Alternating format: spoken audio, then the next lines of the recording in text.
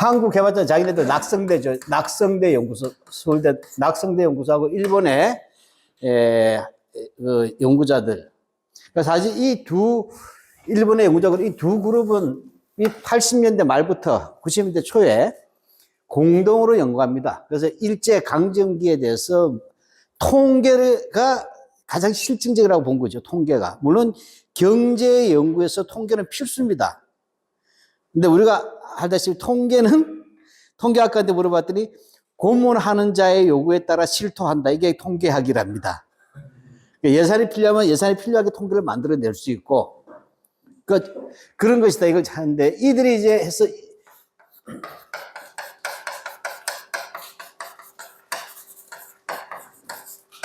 조선총독부 통계연보. 조선총독 통계연보를 가지고 했죠. 여기에 이제 보충되는 데이터도 있었겠지만, 기본적인 이제 조선총독 통계연보를 가지고 쭉 했단 말이죠. 이렇게 했더니, 이때는 이 사람들이 참고로 알아둘 것은 이들은 굉장히 장애인들의 사상적 전환, 원래 이들이 좌파들이었잖아요. 낙성대 그룹들이 좌파인데, 우리가 지금 사회주의를 부정하게 된 것은 사상적 변신이 아니라 진실에 대한 확신이었다고 보는 거예요. 그 진실은 뭐냐? 통계에 대한 확신이에요. 내가 볼 때.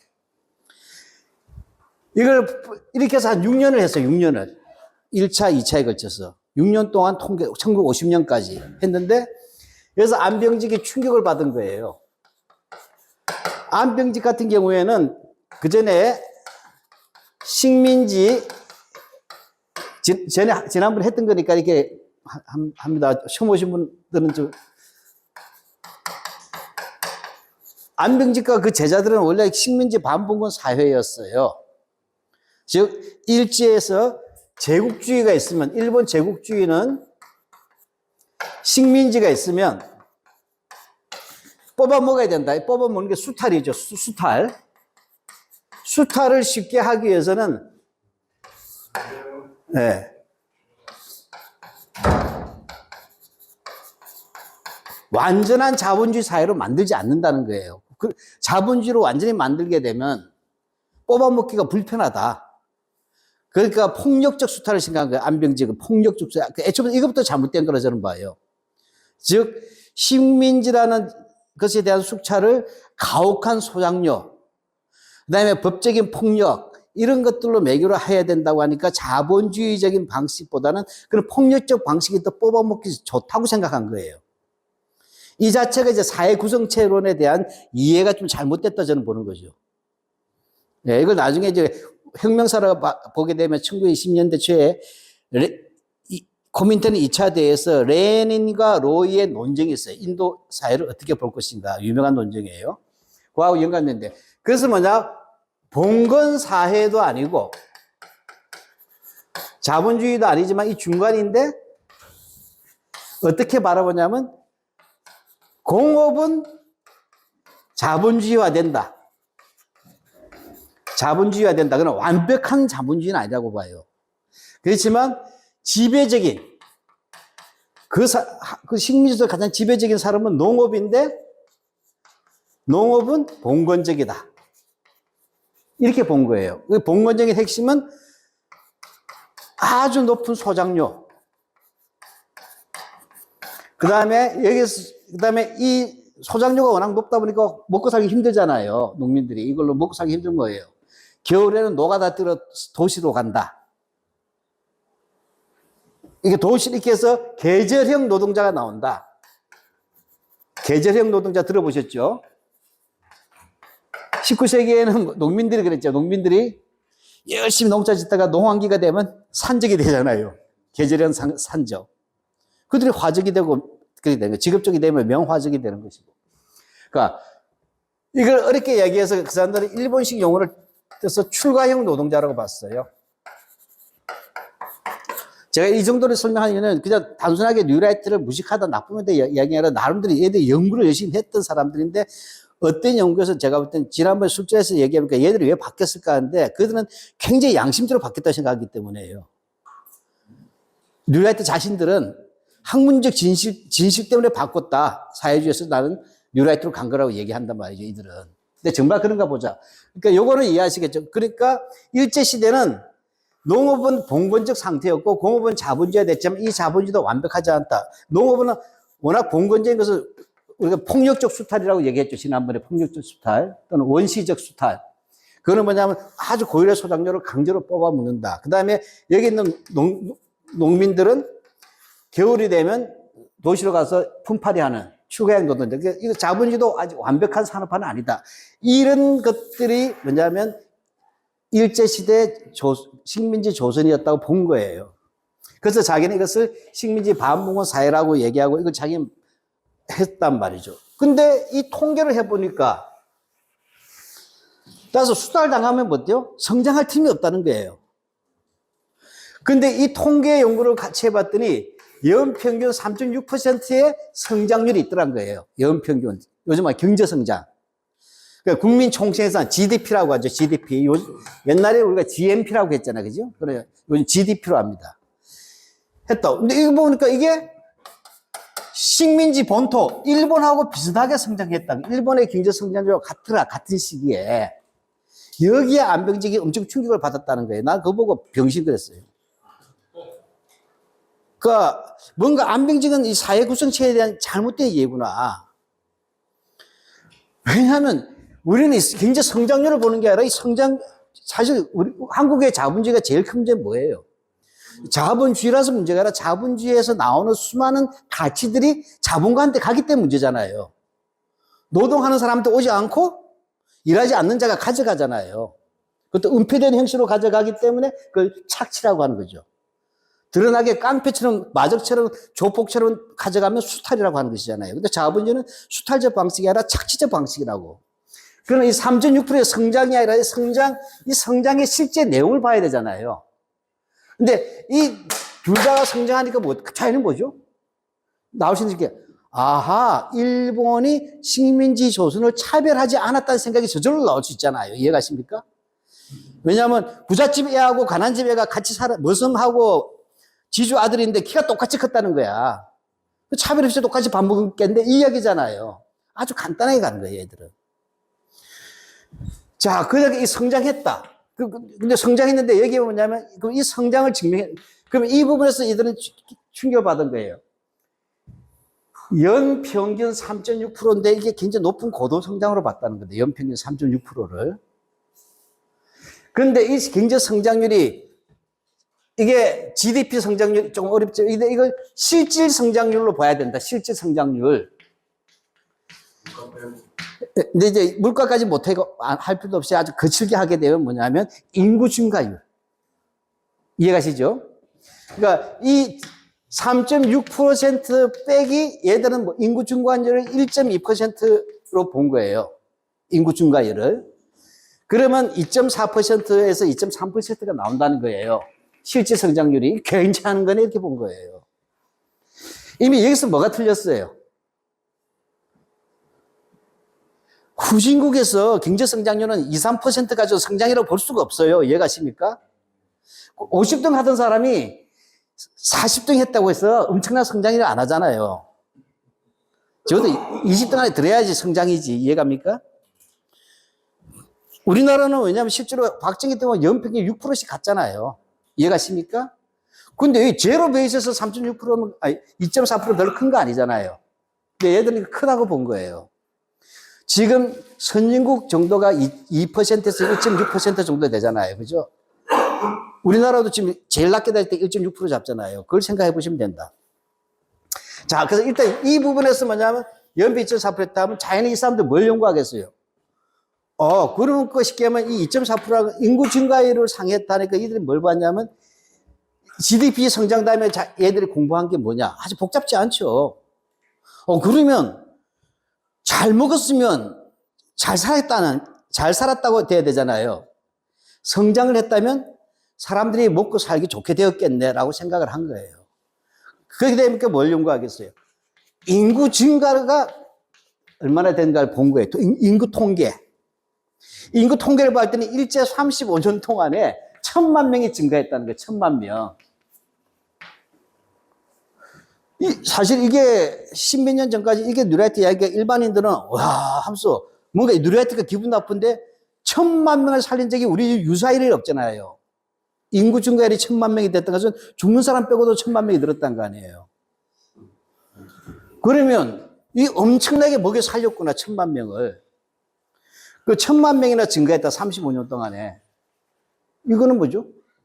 유사 이래 최초로 됐다는 거예요. 여기서 얘들이 감동을 받았어. 두근두근해졌어. 그래서 키도 재보자, 키. 칼로리, 영양 상태. 키가 좀 커졌더라, 이거예요. 키가. 잘 먹었으니까.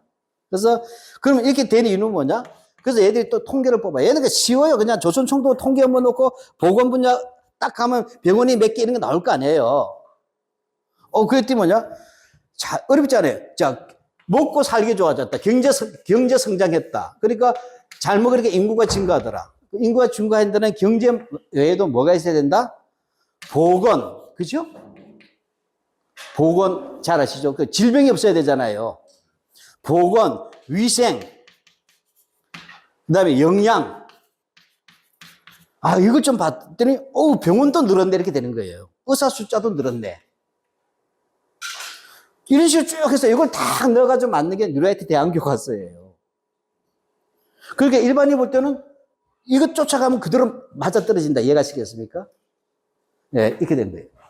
자, 그러면, 자, 여기서는 뭐 어렵진 않죠. 그러니까 경제가 성장했다. 그 성장이 되니까 인구도 늘더라. 인구가 늘리니까 키도 커지고 생활조건도 개선되는데 여기에는 일제가 또 보건과 위생과 영양도 개선시켜줬다. 이게 식민지 복지국가론이야, 내가 볼 때는. 자, 그러면 이 모든 것을 가능했던 동력은 뭘까? 결국 경제 성장이 뒷받침해 준 거잖아요. 그러니까 얘들 경제 성장 지상주의예요. 그럼 얘들은 당연히 뭐죠? 제일 중요한 게 농업이겠죠. 그죠? 농업. 그래서 오늘 할 부분이 이거예요. 지난주에 했던 것은 바로 이 실질 성장률을 본 거죠. 이 GDP가 어떻게 사기쳤는가, 그래프가. 사기칠 때 10년대를 팍 다운시키고 막 지들 멋대로 해놨잖아요. 자, 그러면 여기는 지우고. 자, 근데 이 통계는 나중에 걔들이 한 거고, 자기들 전문 분야는 농업이었어. 원래 농업사 하던 친구들이거든, 낙성대들이. 농업. 그리고 일제시대 농업할 때 제일 고민한 게, 잘 먹고 잘 살려면 쌀을 많이 먹어야 되잖아요. 그치? 일단 농업 국가니까. 자, 그러려면 농업에서 정책이 중요하죠. 농업 정책. 여기다 박정희 때 농업하면 뭐가 떠오르십니까? 새마을 운동이지. 새마을 운동. 새마을 운동의 파식물이죠. 이제 나머지는. 여기도 있었겠지. 그게 봤더니 뭐냐? 첫째, 토지조사 사업. 1911년부터 14년까지, 그죠? 토지조사 사업을 본 거예요. 그럼 여기서는 뭐냐 이거예요. 사실 우리 선배 학자들이 좀 거칠게 연구를 한 건 맞아요. 신용화라든지 김용섭이라는 분, 이제 우리 위에 스승대뻘 학자들이 토지조사 사업을 통해서 일제가 수많은 토지를 수탈했다고 썼어요. 예. 즉, 기존의 연구, 이게 굉장히 중요한 거예요. 얘들이 입론에서는. 기존에 한국의 역사끼리 인정 안 하는 이유가 요거 때문에 인정 안 하는 거예요. 그것도 뭐냐? 지금으로부터 40년 전 연구 가지고. 그러니까 1980년대 한국의 역사학계는 토지조사 사업을 토지 수탈로 보았어요. 즉, 일제가 토지조사 사업을 한다는, 토지조사 사업은 땅 주인이 누구냐를 보는 거잖아요. 그죠? 땅 주인. 그래서 각각의 땅에다가 주인을 해서 토지조사 사업은 당연히 뭐죠? 부동산 등기 제도가 있겠죠. 이게 가는 거예요. 그러면 이것이 가면 뭐가 된다? 여기에 따라서 민법이 만들어져야 되는 거죠. 소유권 관계 확정되면. 그럼 그 다음에 세금 걷는 거예요. 토지세. 이 연결고리를 봐야 되는데, 어쨌든, 여기서 뭐냐면 봤더니, 많은 조선인 땅이 있었는데, 여러 가지 서류가 불편해가지고, 안 하다 보니까, 신고를 제대로 못했다. 또는 일제가 방해했다. 또는 몰라서 못했다. 또는 내 땅을 혹시 뺏길까봐 안 했다. 이런 여러 가지로 토지가 많이 일본인에게 넘어갔다는 거예요. 기존의 연구는. 이렇게 넘어간 토지를 조선 총독부가 먹었을 거 아니에요. 또 다른 놈이 먹었을 수도 있죠. 그죠? 옆 동네 사람이. 예를 들면 우리 집 같은 경우에는 우리 집 선산이 남의 땅으로 돼 있어요. 내가 1909년도 걸 쭉 봤더니 나중에 분명히 우리 집 선산으로 딱 해놨는데 무덤하고 해방 내가 90년대 찾아봤더니 토지 측량했던 놈 걸로 돼 있어요. 그 당시 토지 측량했던 측량기사 조선 놈이지만 왜냐하면 그 동네 선산은 등기 안 한단 말이에요. 보통 이해가십니까? 니도 알고 나도 안다 이런 게 있잖아요. 그 무덤도 있는데 우리 조상 무덤이 있으니까 그 측량만 해놓고 등기를 안 한 거야. 그러니까 기사한테 측량을 시켰더니 딱 해서 측량 원부가 있어요. 저한테도 있는데 그래서 이게 이제 대박 났다. 이게 이제 골프장에 들었었거든. 그러니까 우리 아버지가 찾아보라 해서 딱 찾아봤는데 그 땅 주인이 1920년대쯤에 웬 다른 놈이 되는데 그 놈이 뭐냐? 측량 기사 이름이 나올 거 아니에요. 지적원부에는. 그 이름과 똑같은 놈인 거예요. 그래서 제가 아직도 이렇게 힘들게 살아요. 근데 그래서 이제 주로 농지하고 임야가 있잖아요. 그죠? 논밭하고 임야. 숲을, 그죠? 산. 근데 여기서 다 있었고, 이렇게 빼앗긴 토지를 일본이 가져다가 불안해줘서 동양 측식회사 인데다가 싸게 불안한 다음에 일본이 이민을 받아들였다 이거 아니에요. 또는 일본이 기업에게 싸게 팔았고 또는 일본인들한테 싸게 줬다. 그리고 어리숙한 농민들은 옆집에서 좀 깨인 놈들한테 다 뺏겼다. 이게 수탈로 봤는데 이용훈이가 이걸 팀이 조사를 해봤더니 그런 수탈은 없었다는 거예요. 여기서부터 이제 중요하게 일제시대의 토지, 수탈은 없었다에 출발이 된다. 그러니까 이들이 수탈이 없었다고 말하는 출발점은 뭐냐? 토지조사 사업 자료를 지들이 다시 본 거예요. 봤더니, 물론 토지조사 장부는 많이 남지 않았어요. 6.25 때 많이 탔잖아요, 불타고. 그러니까 경남 지역 이런 데 남았을 거 아니에요. 김해 이런 데. 그러니까 그걸 본 거죠, 얘들은. 봤더니 대부분 그 지역의 농민들 소유로 다 돼 있더라. 이해가셨죠? 이건 무슨 얘기냐? 아, 일제가 측량하면서 토지를 뺏은 게 아니라 그 지역의 농민들한테 다 줬다. 그 실제 소유자한테 다 줬다는 얘기예요. 따라서 뭐가 없다? 수탈은 없었다. 자, 그래서 얘들이 본 것은 이 토지 수탈의 대표적 사례로 얘기했던 토지 조사 사업에 대해서 수탈이 없었다. 여기서 출발하는 거예요. 그리고 제가 볼 때도 이거 맞는 것 같아요. 왜냐하면 지금 또 우리가 1930년에 만보산 사건이라고 들어보셨어요? 예. 만주 그 장춘 근처에. 그래서 조선인이 논농사 짓는데 중국 애들은 밭농사 지었잖아요. 그러다가 물고랑을 튼 것 때문에 싸움이 나서 죽인 거 아니에요. 쉽게 말하면 논에서 제일 무서운 싸움이 뭐냐? 물고랑 싸움 아니에요. 하물며 땅을 빼앗긴 땅이 있을 수가 없다. 이해갑니까? 그래서 실제로 내가 볼 때는 논에서는 별로 수탈이라는 것이 있을 수 없고 가끔 가다가 근데 이 소유권 분쟁 같은 게 있었겠죠. 근데 그 재판 기록 보니까 대체로 원주인 다 찾았다 이거예요. 뉴라이트 주장을 보니까. 그래서 저는 그건 뉴라이트 말이 맞다. 그리고 그 당시 분위기를 봤을 때 농민들이 땅 뺏기면 눈이 뒤집어질 텐데. 근데 다만 얘들은 이 농지만 주목한 거예요. 이용훈 그룹은. 근데 임야 있지, 임야. 그러니까 요즘은 산 같은 거, 산은 달랐다는 거예요. 산은 알다시피 뭐냐면 요즘은 달라졌지만 일제 시기나 조선 시대에는 마을 공통산이 있어요.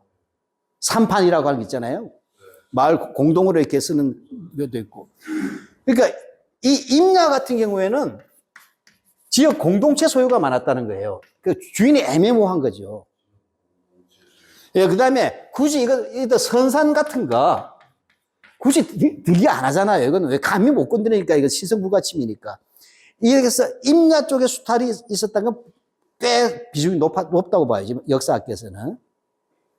그래서 역사학계에서도 일단 토지 수탈에 대한 부분은 뉴라이트 주장은 저는 대체로 인정한다고 봐요. 그거는 이 뉴라이트 애들이 이 토지조사 사업 연구라는 책을 냈을 때 여기에 반발해가지고 한국 역사학계에서 한국역사연구회라고 있어요. 진보적인 역사단체에서 팀을 만들어서 똑같이 연구 성과를 냈는데 내가 보니까 이 뉴라이트 말이 맞는 거예요. 농업에서. 제가 볼 때는.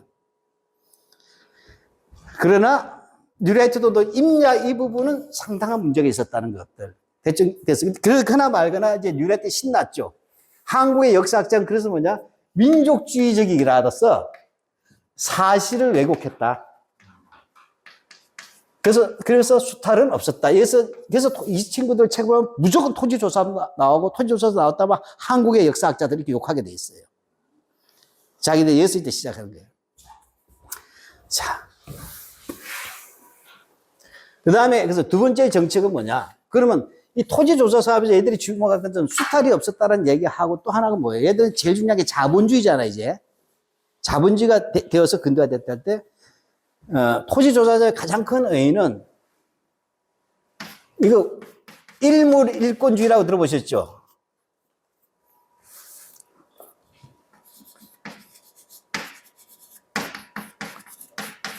근대적 소유권에서는 일물, 일권. 그죠? 하나의 물건에는 한 명의 권리밖에 없다. 이 스마트폰이 내 것이기도 하고, 그 다음에 당신 것이다. 이런 건 없다는 거잖아요. 그죠? 일물, 일권주의가 있어야 소유권이 명확해지잖아요. 이 부분은 뭐냐? 조선시대 땅은 관념적으로 왕토잖아요. 국가의 땅. 근데 사조는 땅이에요. 근데 여기에 뭐냐면 소작농이 도지권이라는 게 있어요. 그래서 세습 때는 소작농 같은 게 있어요. 준소유권이죠. 이렇게 해서 땅의 소유권과 점유권 이런 게 여러 개 얹혀 있단 말이에요. 조선시대에는. 이게 중세적 특징이라 그러거든. 이걸 우리가 어린 친구들 너무 힘들겠다, 이해해.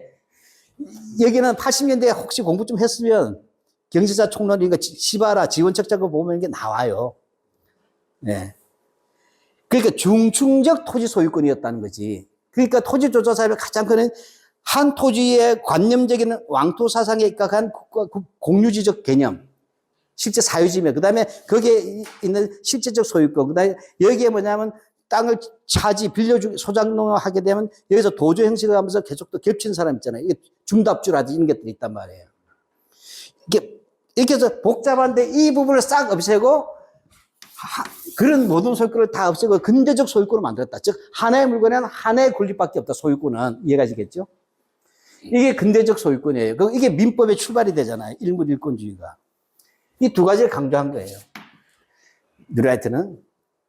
그 다음에 뭐냐면 누라이트가 한 것은 이게 1910년대니까 1920년대는 뭐냐. 이제 소유권이 확정됐다. 그 본격적인 농업 개발하겠죠. 그죠?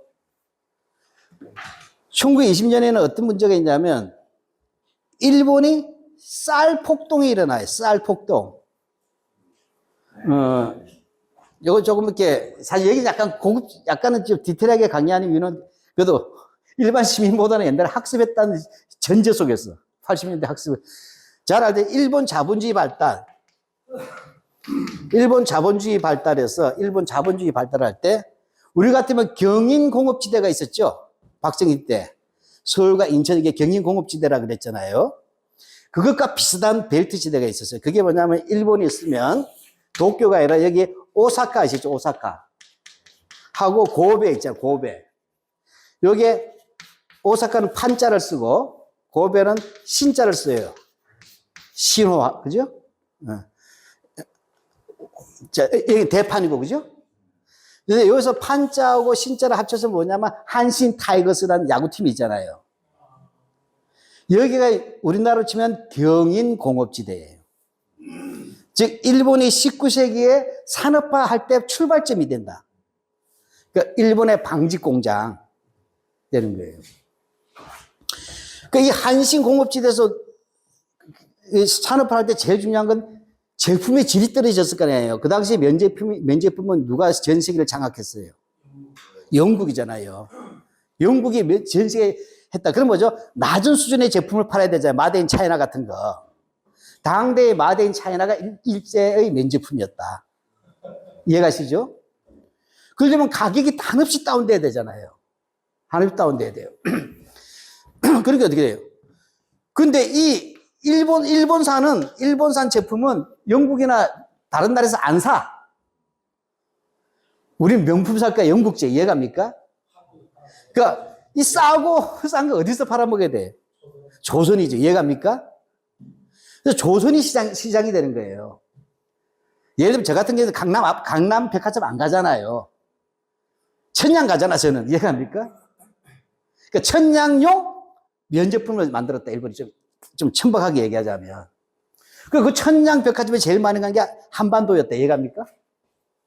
그래서 조선에서는 뭐죠? 이 면제품을 샀겠죠. 그렇죠? 그 면제품을 살 때 결제할 게 금을 줄 수는 없잖아요. 금이 뭐 어디 있어요? 이제 우선 금강 개발을 시작할 때. 그러니까 여기서 뭐예요? 우리는 일본에 쌀이 부족했거든. 요게 쌀미자 쓰고 면제품. 그래서 이게 미명 교환 체계예요. 즉, 일본의 자본주의 발전은 독자적으로 이루어진 것이 아니라 바로, 일본의 저임금. 왜냐하면 쌀이 싸야 되잖아요. 한국 쌀이 일본의 입맛이 안 맞아요. 그건 우리가 옛날에 안남미 맛없다 그랬잖아요. 터실터실하다고. 입맛처럼 까다로운 게 아니고 쌀처럼 까다로운 게 없어요, 밥은. 근데 어쨌든 이렇게 해서 면제품을 비싸게 팔고, 이해갑니까? 공급제품. 쌀을 사게 들여와서 여기 있는 한신 공급지대 노동자들한테 먹인 거예요. 저임금을 유지하면서. 이것을 미명교환 체제라고 해요. 일본 자본주의 발달에 있어서 하나의 중요한 부분이었다. 근데 제가 이 말을 왜 하냐. 근데 이렇게 했는데, 이렇게 쭉 1920년대가 10년대 말에서 20년대 초가 되니까 일본에서 흉작이 났어요. 흉년이 든 거야. 그러니까 좋을지 뭐죠? 쌀값이 흉작이 되면 쌀값이 폭등하겠죠. 그래서 뭐냐면 쌀값이 무지하게 올라버린 거예요. 부자들은 문제 없잖아. 부자들은 문제 없지만 문제는 뭐예요? 이 오사카뿐만 아니라 도쿄나 일반 도시에 있는 가난한 서민들하고 노동자들 있잖아요. 쌀값이 오르니까 쌀을 구입 못한 거예요. 가격이 2, 3배 이상 폭등을 해버린 거예요. 그래가지고 폭동이 일어납니다. 폭동. 이게 1920년에 폭동이 일어나서 일본의 내각이 총사퇴합니다. 엄청난 거죠. 이게 일본에서는 쌀 폭동이라는 말을 쓰기 좀 세잖아. 그래서 쌀 소동 이렇게 써요. 그러나 우리는 소동이라고 읽지만 내용은 폭동이다. 네, 이렇게 됩니다. 이렇게 되니까 어떻게 해요? 일본이 그래서 문제는 도시 빈민들이 폭동이 일어나고 또 하나는 뭐죠? 이 한신 공업지대가 죽을 맛인 거예요. 쌀값이 오르니까, 그죠? 임금이 올라야 되잖아요. 그 어떻게? 이 부족한 쌀을 어떻게 가지고 올 것인가? 그러면 한반도를 식량 보급 창구로 만들자. 이해가셨죠? 그렇게 해서 뭐냐면, 그전에는 미명교환 체제라고 했지만, 이제는 미명교환 체제를 넘어서서 일본의 식량 공급지, 쌀이죠, 쌀. 쌀 공급기지로 만든다. 공급기지. 그러니까 뭐가 되겠어요? 당연히 뭐죠? 이렇게 해서 하면 쌀을 많이 만들어내자. 이게 산미, 쌀을 생산하는 거, 그죠? 어떻게? 증산계획. 이게 1921년부터 1936년인가 38년까지 돼요. 사실 일제 내내 간 거예요. 자, 그래서 뉴라이트가 본 건 이거예요. 여기서 토지조사 사업에서는 수탈이 없었고, 원래 주인들한테 참 땅준 다 줬다. 조선시대 땅준 제대로 안 줬지 않느냐. 진정한 근대적 소유권을 만들어냈다. 그 다음에 식량을 산미 증식 계획을 했는데, 얘들은 일본은, 여기서 핵심은 쌀이 많이 증산돼서 목적은 일본으로 보내는 거죠. 이걸 가지고 우리나라 역사학계는 이렇게 증산된 쌀보다 증산된 양보다 더 많은 쌀이 일본에 갔기 때문에, 이해갑니까? 수탈로 본 거예요. 무슨 말이냐면, 지금 100가마인데, 100가마 우리가 먹고 살아, 한반도에서. 근데 120가마가 된 거야. 그러면 일본에 20가마만 팔면 되죠. 100가마는 우리가 먹어야 되니까 쌀은 모자라면 안 되잖아요. 근데 30가마, 40가마씩 갔다. 그러니까 우리가 부족해졌죠. 부족해지니까 이걸 우리는 수탈이라고 역사적으로 쓴 거예요. 이해가 되셨죠? 이게 왜 중요하냐면, 이게 이 교과서 핵심이기 때문에, 농업에서. 즉, 핵심은 증산된 양보다 수출이 아니에요. 영내 교역이잖아요. 경상도하고 전라도끼리 수출한다는 얘기 안 쓰잖아요. 이출이입이죠. 이출이입이지. 이출량이 더 많았다. 이해가시겠죠? 그래서 이걸 수탈로 반 거예요. 여기에 대해서 뉴라이트는 뭐냐? 틀렸잖아. 돈 주고 사갔는데 뭐가 문제야? 이해갑니까? 통계의 문제가 아니라 인식의 근본 차이가 있다. 우리는 증산된 양보다도 일본에 나간 양이 더 많다는 자체가 심각한 문제 아니냐. 우리 먹을 게 부족해질 정도로 나갔다는 것이니까. 그러니까 이것을 우리는 산미 증식계고 결국은 일본의 쌀 스타일 정책이라고 우리 선배 학자들이 본 거예요. 그때 뉴라이트는 아주 간단해. 이때 쭉 보니까 쌀을 돈 주고 사갔는데 왜 수탈이야? 이해갑니까? 여기서 갈리는 거예요. 통계에 대한 해석도 차이가 있지만 돈 주고 사가면 수탈이 아니다 이렇게 본 거예요, 얘들은. 자, 이 부분을 우리가 이제 오늘 강의의 가장 중요한 농업의 핵심은 돈 주고 사면 수탈이냐 아니냐 이 문제를 따져보자는 거예요. 그래서 경제학자들이 역사책 쓰면 안 될 이유가 있다. 예를 들면 내가 스마트폰 돈 주고 사갔다 하면 수탈이 아니잖아요. 그 거래잖아요. 뭐가 문제인데 하고 얘들 이야기해요. 그리고 중재는 그 돈 주고 사갔다. 다른 말로 하면 돈 벌었다가 되잖아요. 그렇죠? 돈을 벌었다. 쌀을 돈 주고 팔았으니까 우리는 돈 버는 거잖아요. 그럼 잘 살게 되는데 이해갑니까? 그 뉴라이트는 아주 간단해. 증산된 양보다 일본에 이출된 게 더 많다. 이걸 다른 말로 얘들은 뭐라고 보냐면 우리는 이출량이 비정상적으로 많다고 얘기하잖아요. 근데 얘들은 뭘로 본다? 수출이 호황이었다 이렇게 보는 거예요. 이렇게 미란 거다. 통계는 의미가 없기 때문에 이런 생각의 발상들의 차이가 매우 크다는 거예요. 얘들 그걸 수출이 호황된 거 아니냐. 수출이 호황이면 돈이 들어왔을 것이고 들어온 돈은 낙수 효과가 있을 거 아니냐. 그래서 뭐냐면 그래서 이 기반 속에서 영양도 개선되고 그 다음에 키도 커졌다고 얘기하는 거예요. 이 통계를 갖고. 자, 그 다음 그 이유는 안 해. 그 이웃이. 그 다음에 중요한 것은 따라서 이 부분 할 때 애들이 주목한 것은 이런 큰 틀에서 일제가 다양한 증상 정책을 했겠죠. 증상 정책. 그죠? 그럼 왜? 그럼 우리가 새마을 운동할 때도 우리도 식량 자급이 안 됐었잖아요. 70년대 초까지는. 그래서 나온 게 노풍이 했다가 노풍이 작살났잖아요. 노풍. 추억의 노풍. 왜냐하면 너무 계절에 바뀔 때마다 약해잖아요. 병충해 약해서. 그래서 나온 게 통일배잖아요. 그 통일배 안고 박제가 이런 거 포스터 찍고 그랬던 거잖아요. 그래서 그러니까 종자. 이때 종자는 뭐죠? 아주 우량 종자겠죠. 우량 품종. 쉽게 말하면 수확 양이 늘어나는 거죠. 두 번째, 입맛에 맞게. 누구 입맛에? 일본인 입맛에 맞게. 그래서 지금 우리가 먹는 쌀은 우리나라 쌀이 아니에요. 일본 이때 해놓은 쌀이에요. 그래서 뉴라이트가 고마운 줄 알아. 너희들 한국 쌀 2000쌀 다 인마 일본이 개발한 거야. 이해가십니까? 아키바리. 추억의 아키바리 들어보셨죠? 그런 거. 종자 같은 거라든지, 그 다음에 또 뭐죠? 증산하기 위해서 제일 중요한 게 비료죠? 우리 과거에는 똥그름 썼잖아요. 이제 화학 비료를 쓰게 됐다. 그 화학 비료를 쓰다 보니까 뭐죠? 흥남 질소 비료 공장. 이런 것도 만들어주지 않았느냐. 이렇게 가는 거예요. 연관된다고. 그러니까 얘들 아주 복잡지 않아요. 그러니까 비료도 화학 비료 썼다. 그러니까 종자도 우량 종자 쓰고 비료하고. 근데 이거보다 더 결정적인 게 뭐다? 우리나라의 농업은 천수답이 많았다. 두 번째로 우리나라는 봄에가 건기가 와요. 봄 가뭄. 그러니까 우리가 임진왜란에도 가장 고민했던 게 뭐예요? 임진왜란 후에 또 토지가 황폐화됐잖아요. 그러니까 경상도 지역에 우리나라의 농업의 최고 선진지대는 경상도의 호남이 아니었어요. 조선시대 때 모든 농업의 발달은 영남에서 시작되는 겁니다.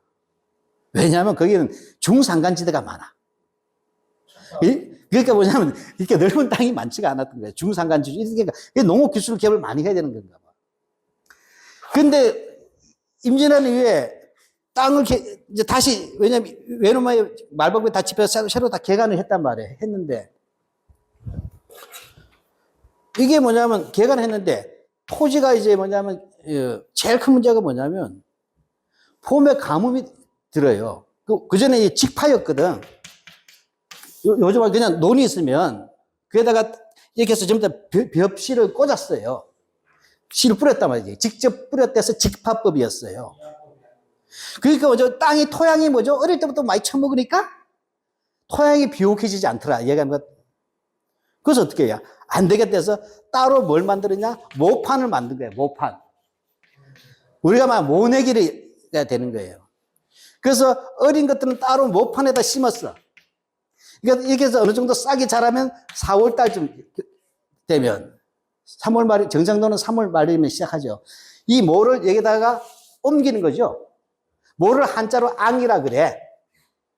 옮긴다, 이사간다, 이앙. 이양법이 이거잖아, 그죠?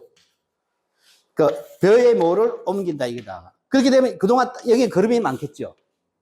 그래서 이 이양법이 임진왜란에 의해 경상도에 시작이 된 거예요. 됐는데, 문제는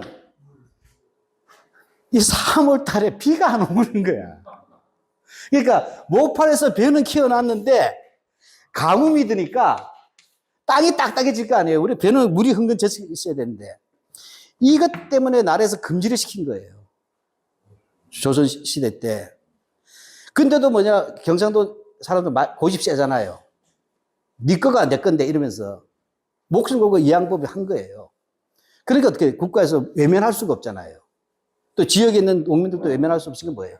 그래서 뭐냐면 수많은 그때 댐은 아니고 뭐죠? 우리가 뭐라 하지 이거? 그 보. 그 다음에 뚜글만 재원. 제방이죠. 물을 그러니까 저장해놔야 될 거 아니에요. 그래서 뭐냐면 조선 후기에 뭐냐면 이 이양법의 보급이라는 것은 반드시 뭐냐 3월, 4월, 5월 사이에 가뭄 들면 다 완전히 망가잖아요. 얘까지 다 죽으니까.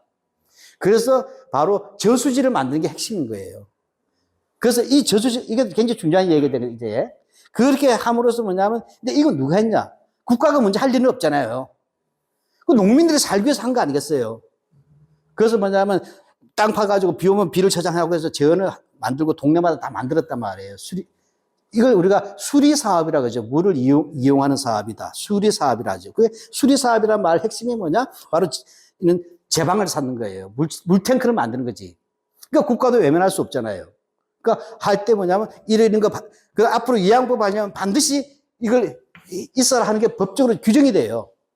이양법을 금지를 시키는데도 계속 하니까 이양법을 하려면 이거 수리시설 만들 것. 이게 수리시설을 만들고 이양법을 하라 하는 게 제언절목이 돼요. 그렇죠. 이게 18, 19세기예요. 내가 이렇게 길게 얘기하면 이유는 나중에 좀 밝혀집니다. 자, 그런데 이제 이런 전사가 있었는데도 부족은 했겠죠. 왜냐면 일제가 대규모로 증산 정책하는 게 뭐예요? 개간 사업부터 해서 개간, 그죠? 간척 사업도 했을 거 아니에요. 그러니까 얘들이 그래서 아까 했지만 품종 개발, 그 다음에 비료, 화학 비료 사용, 여기에 뭐냐? 수리시설, 그죠? 그 수리시설을 하려면 조합을 만들어야 돼요. 주택조합처럼. 그게 바로 수리조합이 알겠죠? 그래서 수리조합해서 한다. 이게 제일 중요한 거죠.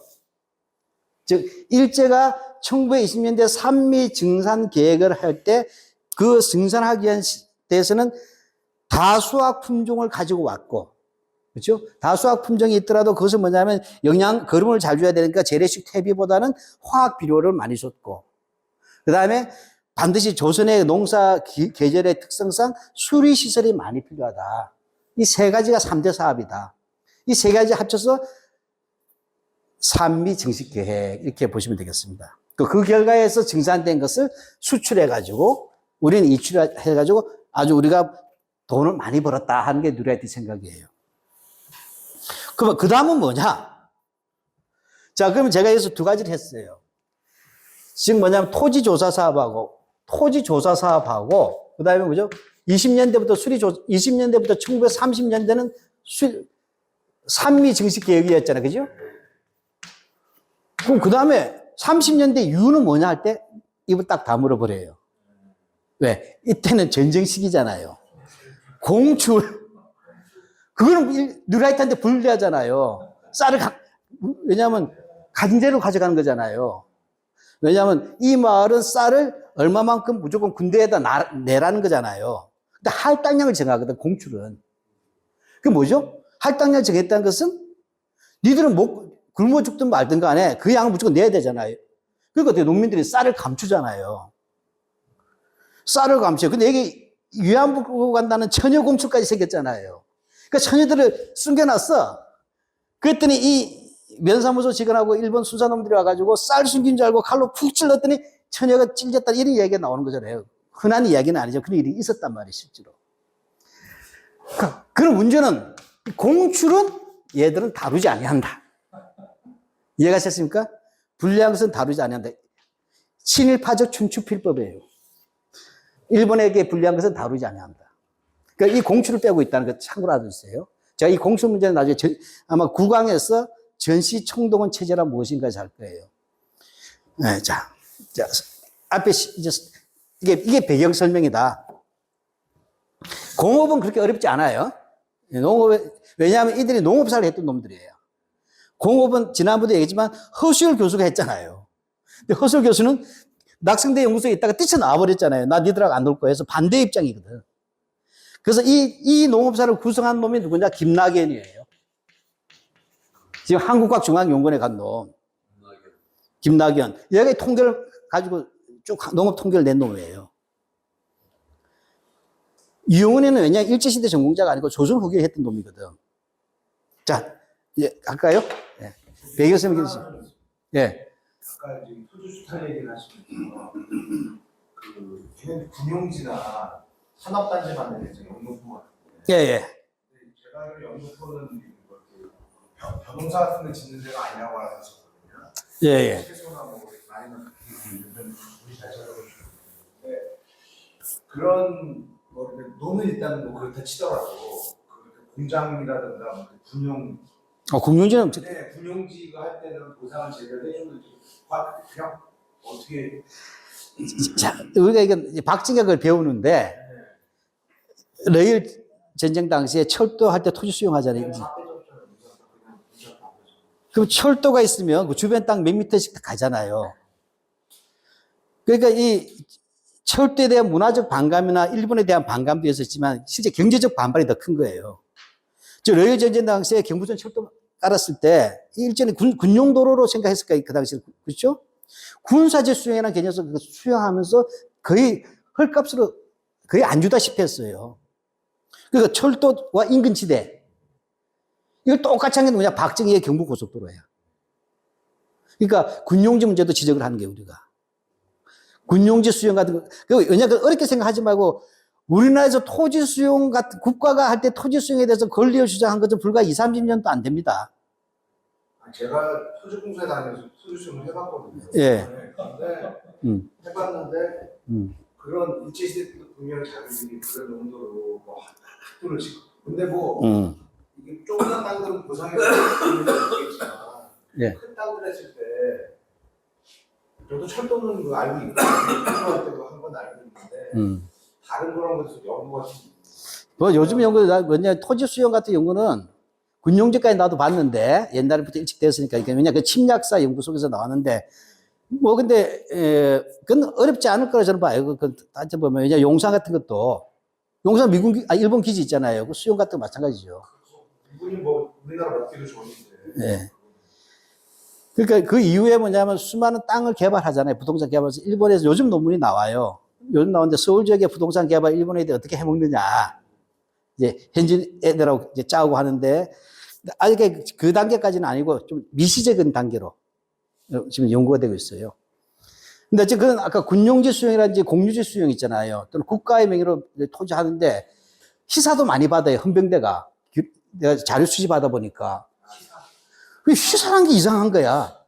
대표적인 충남도청 그거는 시사가 아니고 투사예요.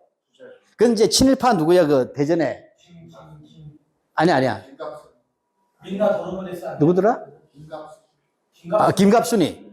김갑순 같은 경우는 뭐냐면 지 땅이 많잖아요, 대전에.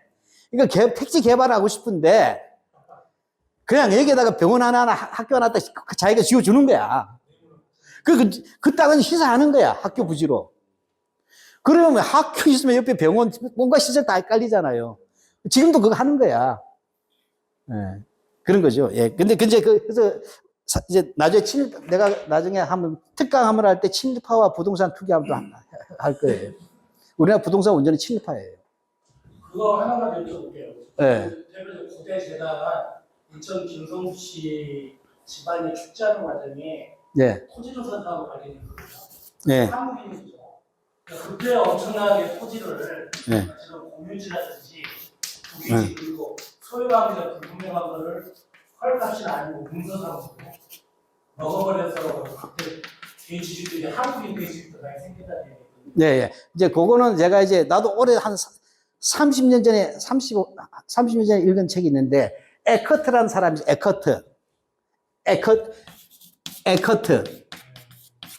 에커트라는 사람이 이제 하버드대 교수인데 이 사람이 쓴 책이 있어요. Offspring of Empire. 제국의 후예. 이게 뭐냐면 경성방지 문서를 가지고 쓴 연구소예요. 동아일보에 이게 있었나 봐. 자료들이. 근데 이거를 고려대학교의 강만길 또는 김영석 같은 진보잖아요. 그러니까 동아일보는 좌빨로 봤을 거 아니에요. 이해가 되십니까? 못 봤어. 근데 이 미국, 하여튼 우리나라의 극우들은 미국 놈한테 꼬박 죽잖아요. 그러니까 에커트가 자료 좀 보자고 하니까 이 얘기는 이 고부김씨라 그래요. 고부김씨, 김성수 집안을. 예. 하서 김인후라는 사람의 후손이에요. 네, 울산김씨지, 정확히. 하서 김인후는 울산김씨인데, 기묘 조광조급이에요. 근데 이 고부에서 자기들이 발복해서 이제 고부김씨라고 하는 거예요. 이 고부김씨의 치부, 이 치부가 언제 이루어지냐면, 원래부터 땅 많았지만, 동학농민 전쟁 전환 시기에 이루어져요. 이 토지 자본이 뭘로 오냐면 경성방지로 가는 거잖아요. 이게 산업자본으로 전환되는 거잖아요, 우리나라에서. 이 과정하고 그 다음 일제강점기에 이들이 어떻게 해서 기업이 발전했는가를 그 문서 가지고 딱 했더니, 한마디로 천민자본주의였다, 이 얘기예요. 천민자본주의. 한국 자본주의의 천박한 성장을 보여준다. 보니까 뭐냐면 여기서는 아까 말했듯이 수많은 수탈이라든지 불법, 그 다음에 일제강점기에 뭐죠? 낮에는 우리 경성방지 메리아스 낳는 거 사주세요. 민족 자부입니다. 그러니까 조선인은 조선인 제품을 이거 했잖아요. 밤에는 뭐예요? 조선 총독부에 가서 기업은 기본적으로 뭐냐? 융자가 핵심이잖아요. 융자 받으려면 어디에요? 그 당시 지금 같으면 산업은행이잖아요. 일제 때 산업은행이 뭐냐면 식산은행이야. 그 식산은행의 총재는 엄청난 거예요. 그 식산은행이 죽였어요? 조선 총독부.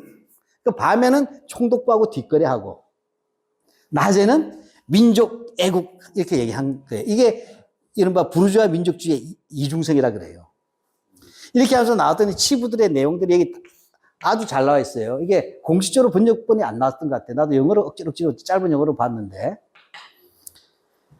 하여튼 그런 부분에서 잘 나온다. 그리고 이제 그 다음에 이제 이 고부김 씨는 이제 이거 외에도 해방 이후에 농지개혁할 때 염전으로 바꾸치기 하자. 삼양사가 왜 나오냐면 농지개혁을 하게 되니까 김성수가 열받은 것 중에 하나는 농지개혁이에요. 조봉암이 농지개혁하니까 내 땅은 그러니까 부통령 내놓는 거야. 명분은 이승만 독재지만. 그게 어떻게 땅을 전환시켜야지. 농지에서 뭘로? 염전으로. 그렇게 하고, 그 다음에 그 시기에 수많은 학교가 만들어지는 거야.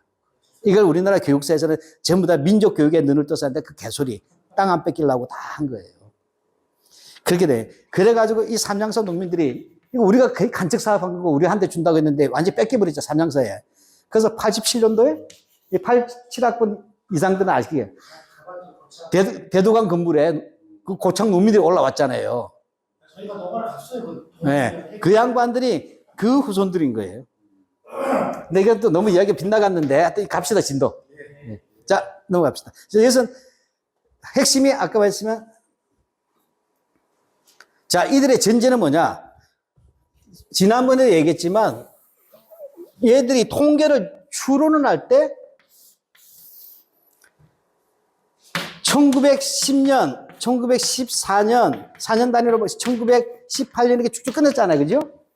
할 때 16년인가 17년부터 해서 20 나오는데 여기를 낮게 잡았다. 얘가 그러니까 1910년을 GDP를 낮게 잡았다. 근데 근거는 없어요. 낮게 잡은 근거가 없다. 이해가십니까? 자, 그럼 예를 들면 1916년, 18년에 이 정도 왔다 칩시다. 근데 1910년을 요 정도로 하게 되면 성장률이 요거밖에 안 될 거 아니에요. 그죠?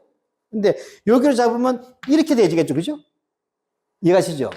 그러니까 기본 이 문제에 대한 거예요. 뉴라이트는 뭐냐면 토지 일제가 식민지를 만들자마자 요 시기에 확 뛰었다는 얘기예요. 농업 생산량이. 근데 잘 보면 이때 토지 조사 사업밖에 안 했잖아요. 산미 증식기획 같은 거 없었잖아요. 근데 이게 20년대보다 더 성장한 거야. 그러니까 이 뉴라이트의 그래프의 핵심은 1920년대에는 산미 증식기획이니까 당연히 쌀이 늘어났을 거 아니에요. 그죠? 올리긴 올랐는데 이때 산미 증식에서 성장한 것보다 이 10년대가 훨씬 높았다. 이해갑니까? 이렇게 잡아놓았던 거예요. 그럼 이게 뭐냐면 식민지 효과잖아요. 이제 이 부분을 자, 예. 여기 전기가 이렇게 열받았나? 자, 그러니까 얘들이 그러니까 이걸 낮춰잡기 위해서 어떻게 했냐? 얘들이 가진 선입견이 있는 거예요. 조선 후기는 시원찮았다.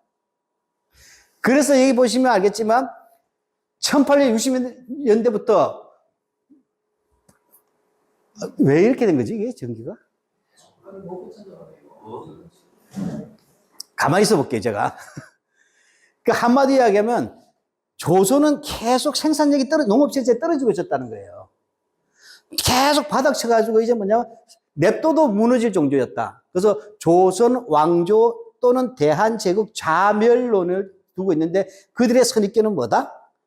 계속 바닥치기 있었다. 이게 수량 경제사를 다시 보면 조선에서 그놈의 통계를 집어들어 만들어 한 거예요. 그래서 전제가 뭐냐면 쭉 했는데 이건 너무 여기에 대해서는 이제 한마디로 19세기 말이 제일 바닥이었다. 생산량이. 그래서 뭐냐? 뭘로 오냐? 생산량이 아니라 뭐죠? 지주가 이렇게 소장료 받아간 게 있잖아요. 그게 가수 줄어들더란 거예요.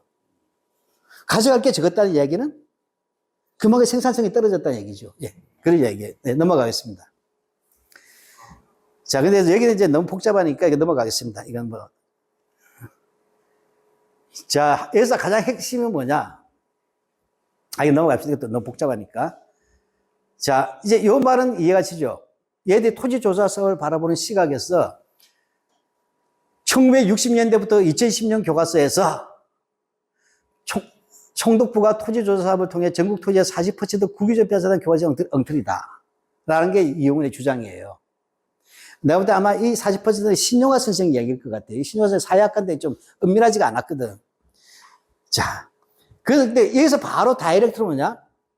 아까 봤지 토지조사 사업에서 얘들이 가장 크게 발견한 것은 수탈이 없었다잖아요. 그러니까 한국의 역사학자들이 거짓말을 했다. 그럼 뭐냐? 한국의 역사학자들 어떤 사기를 쳤냐? 일본과 근원적 해결. 일본과 한국을 뺏고 빼앗기는 죽이고 죽는 야만의 두 종족으로 보고 우리 조상은 선량한 종족으로 일본 종족은 사악한 종족으로 이분하는 반일 종족주의 역사적 인식이 여기서 시작된다는 거예요. 출발이. 그래서 농업을 굉장히 우리가 토지조사 사업을 중조시한 이유가 반일 종족주의 역사인식. 예. 그러니까 우리는 민족주의 수준이 아니란 거예요. 원시적인 샤머니즘적 종족주의다. 그 출발을 보여주는 단적인 증거가 바로 토지조사 사업에 대한 한국 역사적 논문이 증거하고 있다. 이 이야기예요. 자, 넘어갈까요, 일단? 아니, 그럼 뭐, 위장이 전혀 개폐인데요. 예.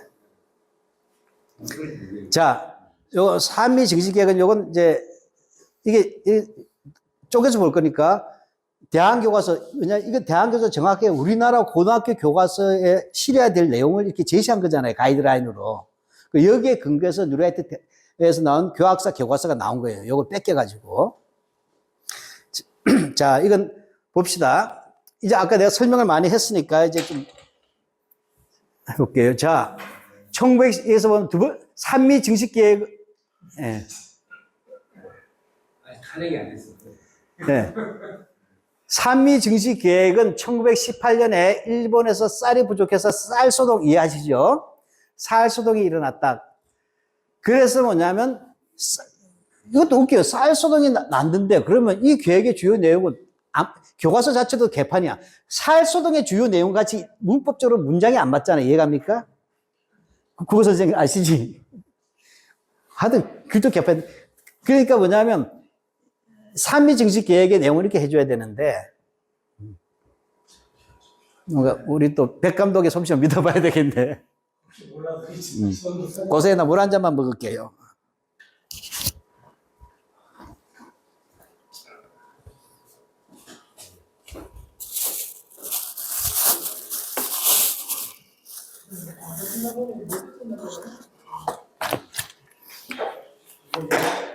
꽉딱 칩시다.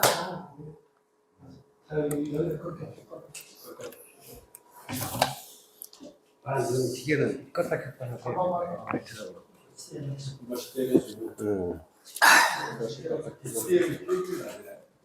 HDMI 케이블. 케이블이 안 돼요. 네, 여기 단자가 깔아놨어요.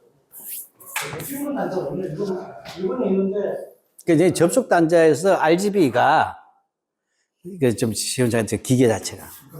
위에 있는 것 같아요. 잠깐만. 단자를 좀 바꾸고 계세요. HDMI 없어요? 잠깐만요, 없어요? 아니 요 자, 그러면 조금 쉬었다 합시다. 네, 이제 본격적으로 쭉 나가면 되니까 이제. 네, 난 담배 한 피울게.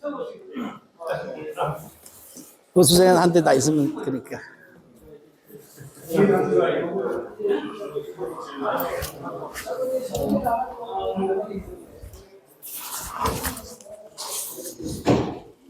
보고 싶어서 네? 만철치 오래간만이다. 그래. 그래? 나도 담배 하나 피자. 담배 끊으셨나? 나는 전자담배인데. 하나 피워와, 담배.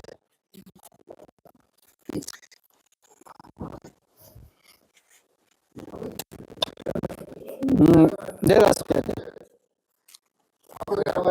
할 수 없이 뭐. 담배를 허락해 줄 만큼 불편함을 감수해야 되지. 우리나라 금년 80층 국가이기 때문에.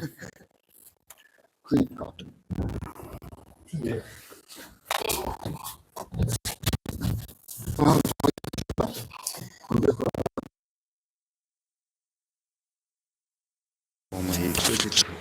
그렇구나. 공사 토지 개량권은 공사의 설계와 기술을 지녔다. 이런 정도는 고등학교 교과서에 나와야 될 수준이 아닙니다. 너무 깊죠? 우리가 총독부의 토지 개량과까지 고등학생이 지금 대한민국의 토지 관련 부서가 뭔지도 모르는데, 자, 이 부분의 핵심이 뭐냐? 기본적으로 이런 거야. 아주 이상적인 나라야. 쌀이 부족하니까 토지조사, 수리조합 하는데 돈이 없으니까 국가가 돈도 대주고, 그 다음에 여기에 따라서 뭐냐면 기술 지원도 해줬다는 거잖아요. 착한 조선 총독부라는 얘기예요, 이 내용은. 그 결과, 따라서 주체는 조선 총독부죠. 결과, 수리시설에 갖춘 논이 증가하였다. 그 다음에, 종자 개량이 되어서 일본의 우량 품종이 대부분 농촌에 보급되었다. 그 다음에, 흥남 칠소비공장.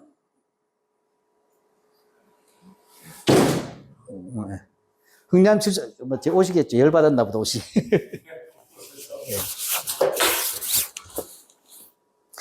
그래서 질소비료 공장, 이거 암기할 필요가 없이 됐어요. 그래서 화학 비료 나오죠. 그래서 이제 여기에 대해서는 있고, 그 다음에 그 결과 수출되었다. 이거 완전 사기예요. 수출이 아니고 이출이라고 합니다, 우리는. 영내 교역이니까. 국가가 아니잖아요. 그래서 뭐냐면 여기서 중요한 게,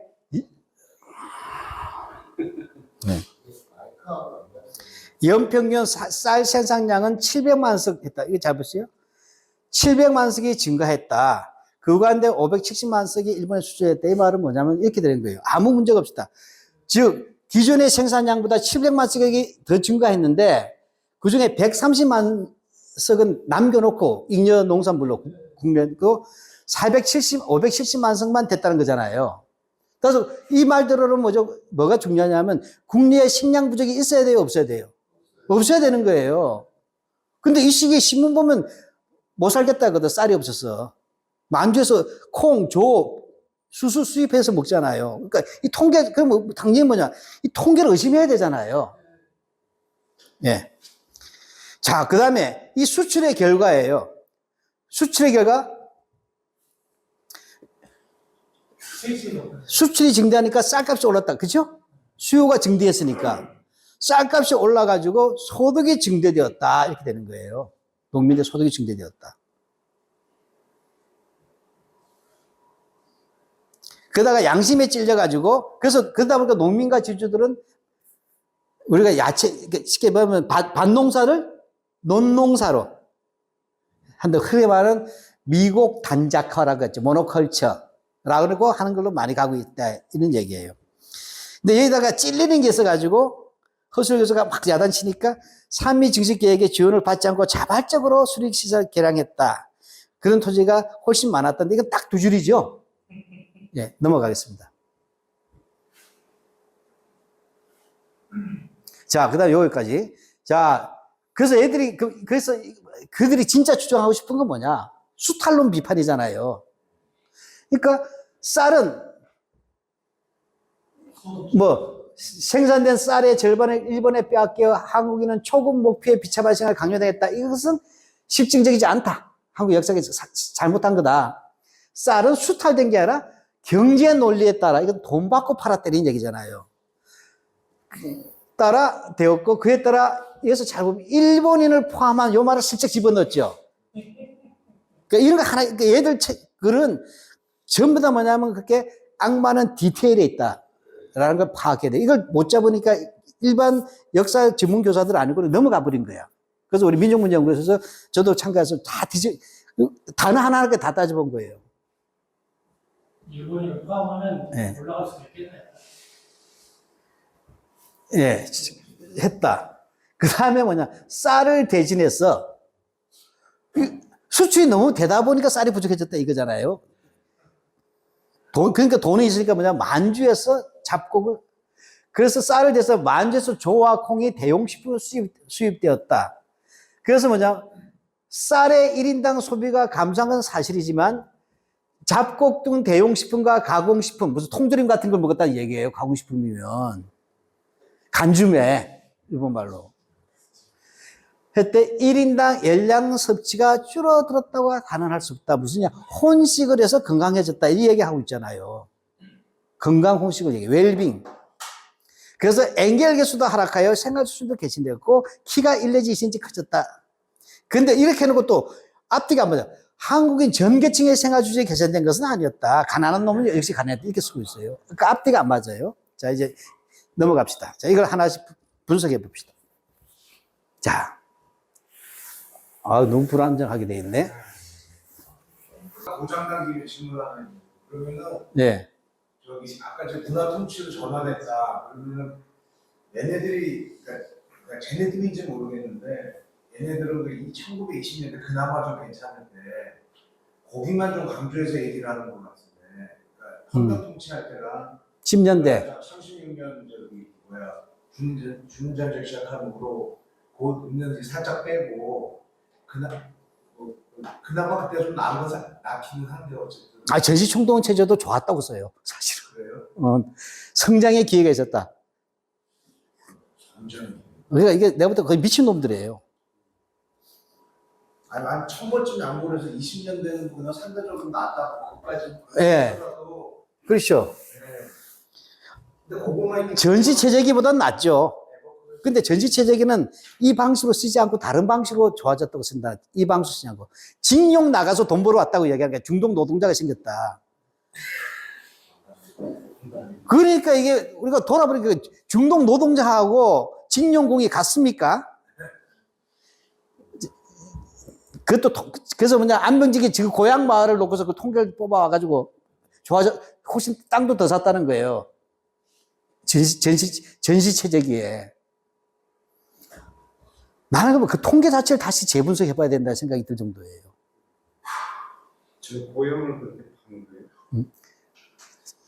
자, 다음 쪽으로 넘어갑시다. 고치더라도. 자, 이건 아까 교과서 자, 그래 놓고 이 교과서에다 이것까지 실었어요.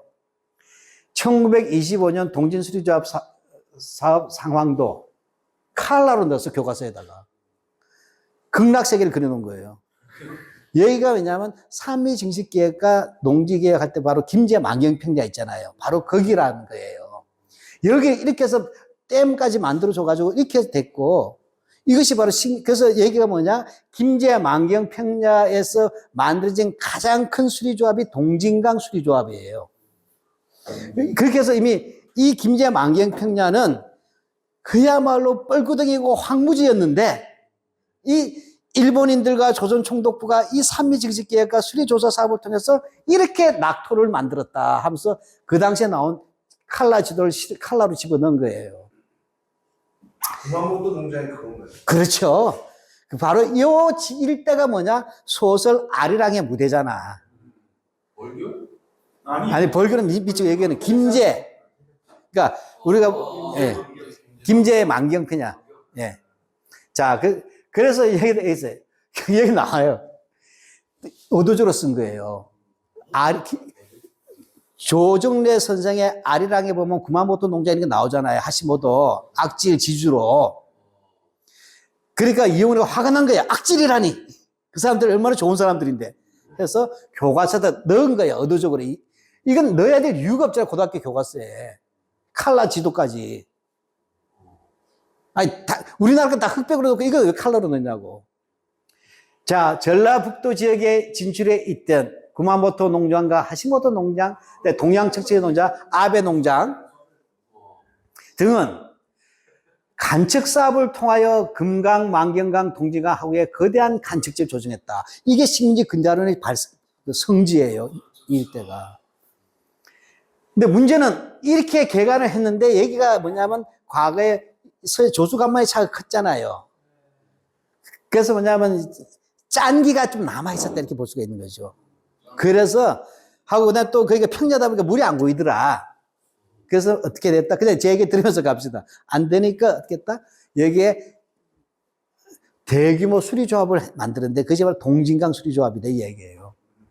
그래서 안정적으로 농업용도를 하려고 했다. 그래서 동진수리조합은 가장 큰 것이었다 이렇게 얘기했어요. 저는 이 교과서 충격을 받은 게 이건 우리나라 국사 교과서 책이 아닙니다. 일본의 식민지 개발사예요. 그렇잖아요, 이게. 그래서 뭐냐면 동진수리조합은 28년도에 섬진강 상류에 유역 변경식 운암댐을 완성하고 위협소로도 나와 있어요.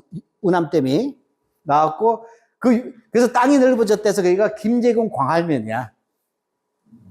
간척지에도 이렇게 됐다. 이게 써서 이거 교과서에서 가르치라고 한 겁니다. 강사님, 그때 그 네. 쌀 수출 계획 때문에 그때 일제시대 때 군산이나 목포가 그 쌀을 갖다 수출하는 거점이라서 그래서 그 두 도시가 일제시대 때 그렇게 크게 발달한 이유가 뭐겠습니까?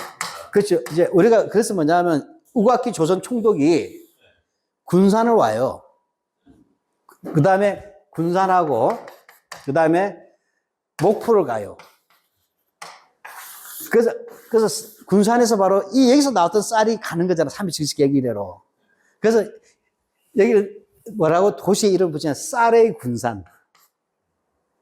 그 다음에 목포는 뭐냐. 목포에 있는 걸 여기서 면화가 수출 일본으로 갔잖아요. 그 면의 목포. 이렇게 되는 거예요. 이걸 이어주는 것이 전군 가도.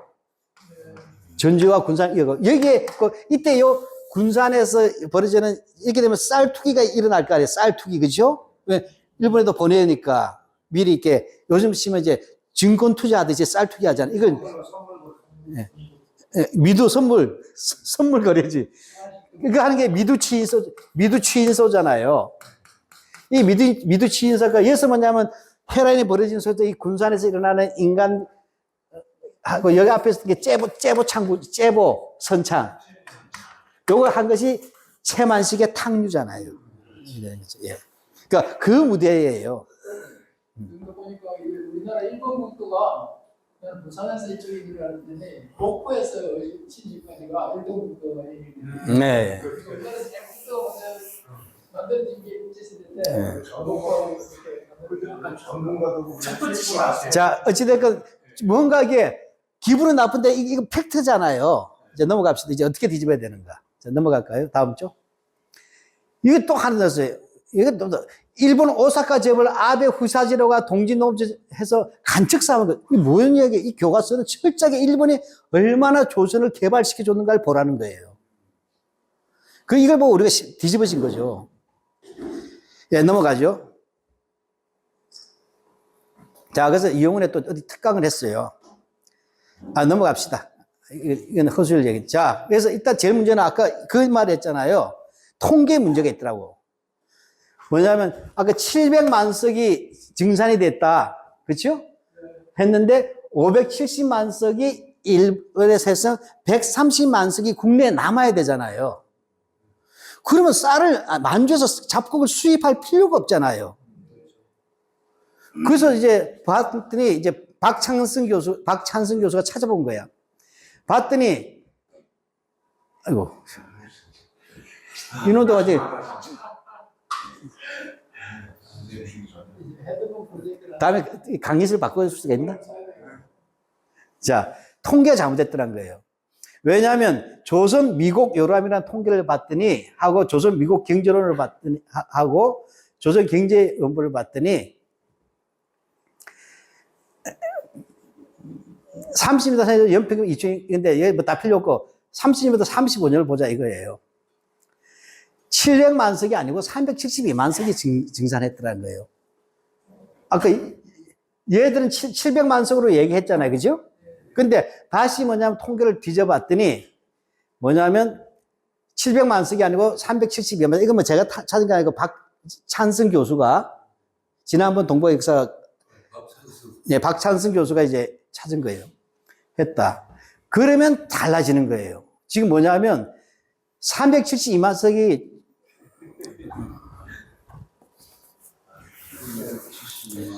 372만 석이 증가했는데 했는데 증산이 370이잖아요. 중요한 거예요. 근데 이출이 800만 석 이렇게 된 거예요. 근데 문제는 이거예요. 이거예요. 박 선생님 묻는 거예요. 이건 조선 미국 요람하고 조선 미국 경제론은 농업사 하는 사람은 다 보는 필수책이에요. 당연히 이용은 이 그룹을 알았단 말이에요. 여기서 나온 이 통계를. 즉, 산미 증식에서 5년 동안 증산이 370이었는데 유출이 800이면 뭐죠? 430을 더 가져간 거잖아요. 쭉. 이거는 증산된 것보다 훨씬 많이 가져갔단 말이에요. 예. 그 증산 분량보다 훨씬 더 많은 미공격이 일본에 이출됐다. 근데 왜 이 통계는 안 쓰고 이 통계는 뭐냐고 묻는 겁니다. 이해갑니까? 이건 추론을 한 거, 추계예요. 이제 무슨 말인지 이해하셨죠? 그러니까 당연히 이 시기에 보면 조선 미국 요람을 보고 쌀에 대해 이건 전문학자들이 다 그 당시 쓴 거예요. 하는 거예요.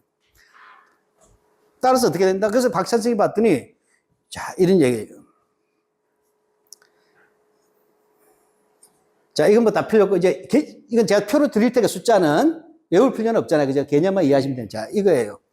따라서, 쌀 증산보다 훨씬 많은 양이 일본으로 갔기 때문에 당연히 뭐죠? 일본인이 가지는 1인당 쌀 소비량보다 조선인의 쌀 소비량이 2분의 1밖에 안 되더라, 절반. 일본이 밥 한 그릇 먹으면 우리는 밥 반 공기밖에 못 먹었다는 거예요. 이 반 공기를 채우기 위해서 어떻게 된다? 만주에서 조, 콩, 수수 이런 거 가지고 와야 됐다는 얘기예요. 예, 넘어가죠. 이해가시죠? 예, 개념만 이해하셔도 되니까. 자, 그럼 여기서 가장 큰 문제, 이 문제, 그럼 통계를 보는 게 아니라 역사관 그걸 보는 게 아니에요. 갔으니까 돈 벌었다고 보는 게 아니라 가장 큰 문제점은 이거예요. 쌀의 총 생산량, 그러니까 증산량이 아니라 조선에서 난 쌀의 40%가 일본에 갔던 것은 우리는 굶는 거잖아요. 식량을 절반을, 밥을 한 공기 먹다가 절반으로밖에 못 먹게 됐으니까. 이 이출 구조가 식민지 구조다. 이해갑니까? 자, 이 부분은 이렇게 보는 거예요. 얘가 식민지 조선이야. 그리고 이 제국주의 일본입니다. 어려운 거 아니죠? 자, 알겠지? 100가마가 나오다가 120가마로 증산했어요. 그러면 정상적이면 20가마만 가면 되잖아요. 그죠? 근데 얘들이 뭘 40%를 가져가니까 60가마를 가져갔다는 얘기죠. 60가마를. 절반 가까이. 그러니까 우리는 뭐냐면 60가마를 가져보니까 우리 60가마밖에 없으니까 40%가 뺏긴 거잖아요. 그죠? 이렇게 간 것은 수출이 아니잖아요. 이게 무슨 얘기예요? 이것이 기형적이다. 정상적인 국가가 있었다면 이렇게 수출 못한다. 이해갑니까? 혹시 그 1881년 2년도에 원산에서 있었던 사건 아세요? 81년? 1882년인가? 방공령. 방공령? 당연히 방공령을 내려야 될 거 아니에요? 정상적인 나라라면. 그렇죠? 예. 원산 부사가 그 당시 일본에 그건 사실 시장 경제로 간 거잖아요. 근데 흉년이 든 거야. 쌀이 부족하니까 원산 부사가 일본으로 쌀 못 보내 한 게 방공령이잖아요. 여기 대해서 일본이 시비 걸어가지고 배상 물고 한 거잖아요. 방공령이. 빨리 얘기하면. 즉, 정상적으로 우리 정상적인 국가가 있었다면 이런 자기네 국민을 굶겨 죽이는 수출은 안 했을 거 아니에요. 근데 조선 총독부는 니들이 조선인이나 굶어 죽든 말든 일본의 쌀값을 안정시켜야 되겠다. 일본의 쌀값. 그쵸? 이게 1차적이다. 이게 식민지적 구조다. 이해가시겠죠? 근데 이걸 돈 주고 돈 받았으니까 뭐가 문제냐 하는 자체가 완전히 뭡니까? 식민지라는 부분이었고 이런 기형적인 이출은 문제가 없다는 얘기예요. 여기서 부족하게 돼서 나온 것이 잡곡을 수입한 건데 이걸 가지고 뭐냐면 영양혼식이라고 얘기하는 자체가 웃기잖아요. 그래서 우리가 얘기하는 영양혼식이 아니고 기아혼식이다. 역사학에서는. 이해가시죠? 기아혼식. 쌀이 모자라서 우리가 70년대 우리 혼식 해보셨잖아요. 우리가 잘 살아서 했으면 쌀이 부족해서 한 거잖아요. 예. 자, 그 다음에 넘어가죠. 자, 그 다음은 잘 안 되게 제가 논리적으로 설명할게요. 이건 증거니까 넘어갑시다. 이건 일일이 우리가 따진 거예요. 왜냐하면 요건 뭐냐면 공추는 또 빼버렸잖아요. 공추는 돈 내고 간 게 아니잖아요. 자, 넘어갑시다. 잠깐만, 앞에 페이지. 김낙현이 이런 놈이에요. 그래가지고 뭐냐면 쌀이 부족하니까 뭘 먹었을까? 송이버섯 먹었다고 주장하는 놈이에요. 산송이. 지금도 산송이 먹으려면 힘들어요. 그래서 송이버섯을 팔아서 학원에서 소득 증대했다는 거예요. 자, 넘어갑시다. 자, 이게 중요한 거예요. 통계가 식민지를 바라볼 때 아까 우리가 그래서 이 산미 증식 계획에서 첫 번째 우리가 봤던 것은 기형적 이출이라고 하는 부분에서 문제였잖아요. 그죠? 그 결과 우리가 기아 혼식이 일어났다는 게 있었어요. 두 번째는 뭐냐? 돈 받고 판 건 맞아요. 그쵸? 쌀을 누가 그냥 줍니까? 폭동이 일어날 때. 근데 중요한 것은 이 돈을 누가 받았냐를 봐야 되는 거예요. 그러면 우리가 어렵게 생각하지 마시고, 자, 우리가 대지주, 그 다음에 중소지주, 토지 소유관계, 경영관계가 아니라, 그 다음에 자장농이 있죠. 예. 이거 보이나? 요거 봐야 돼, 칠판을. 이거 보면 복잡하니까. 왜냐면 그게 글자가 많아서. 자, 그 다음에 자소작이 있겠죠. 자작겹 소작.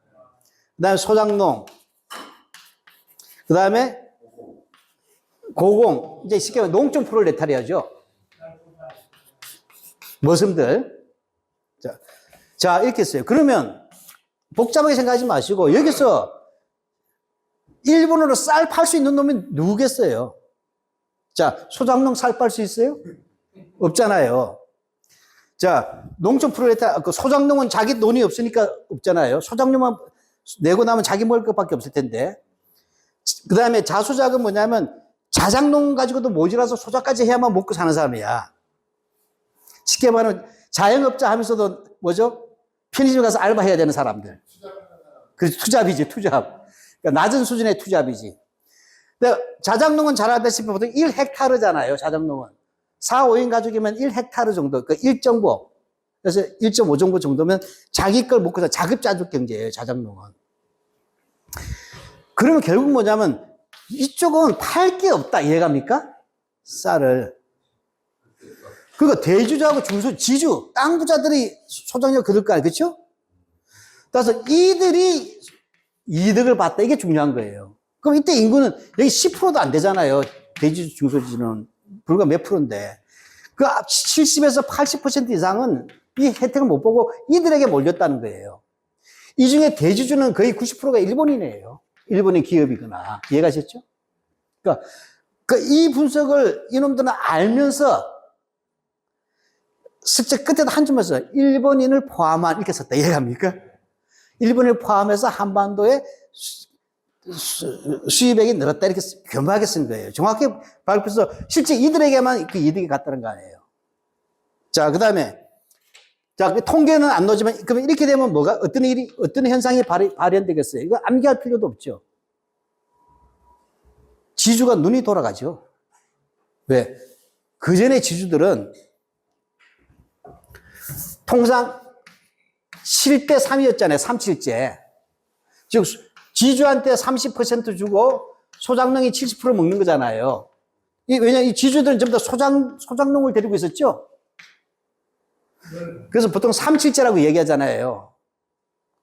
근데 지주가 더 못해. 왜냐하면 조선 후기부터 막 싸웠잖아요. 동학 농민들이. 이게 너무 가혹하다고. 그래서 통상은 지주가 생산물의 30%를 먹고 소작농이 70% 먹는 거예요. 근데 여기서 문제가 있죠. 이 70% 내서 뭐죠? 비료값, 소작농 운반비. 이거 소작농이 다 물어야 됐어요. 조선시대, 일제시대도. 그러니까 소작농이 뭐죠? 부가 비용이 많다. 이해갑니까? 지주가 그걸 안 돼. 심지어 세금도 대납을 해, 소작농이.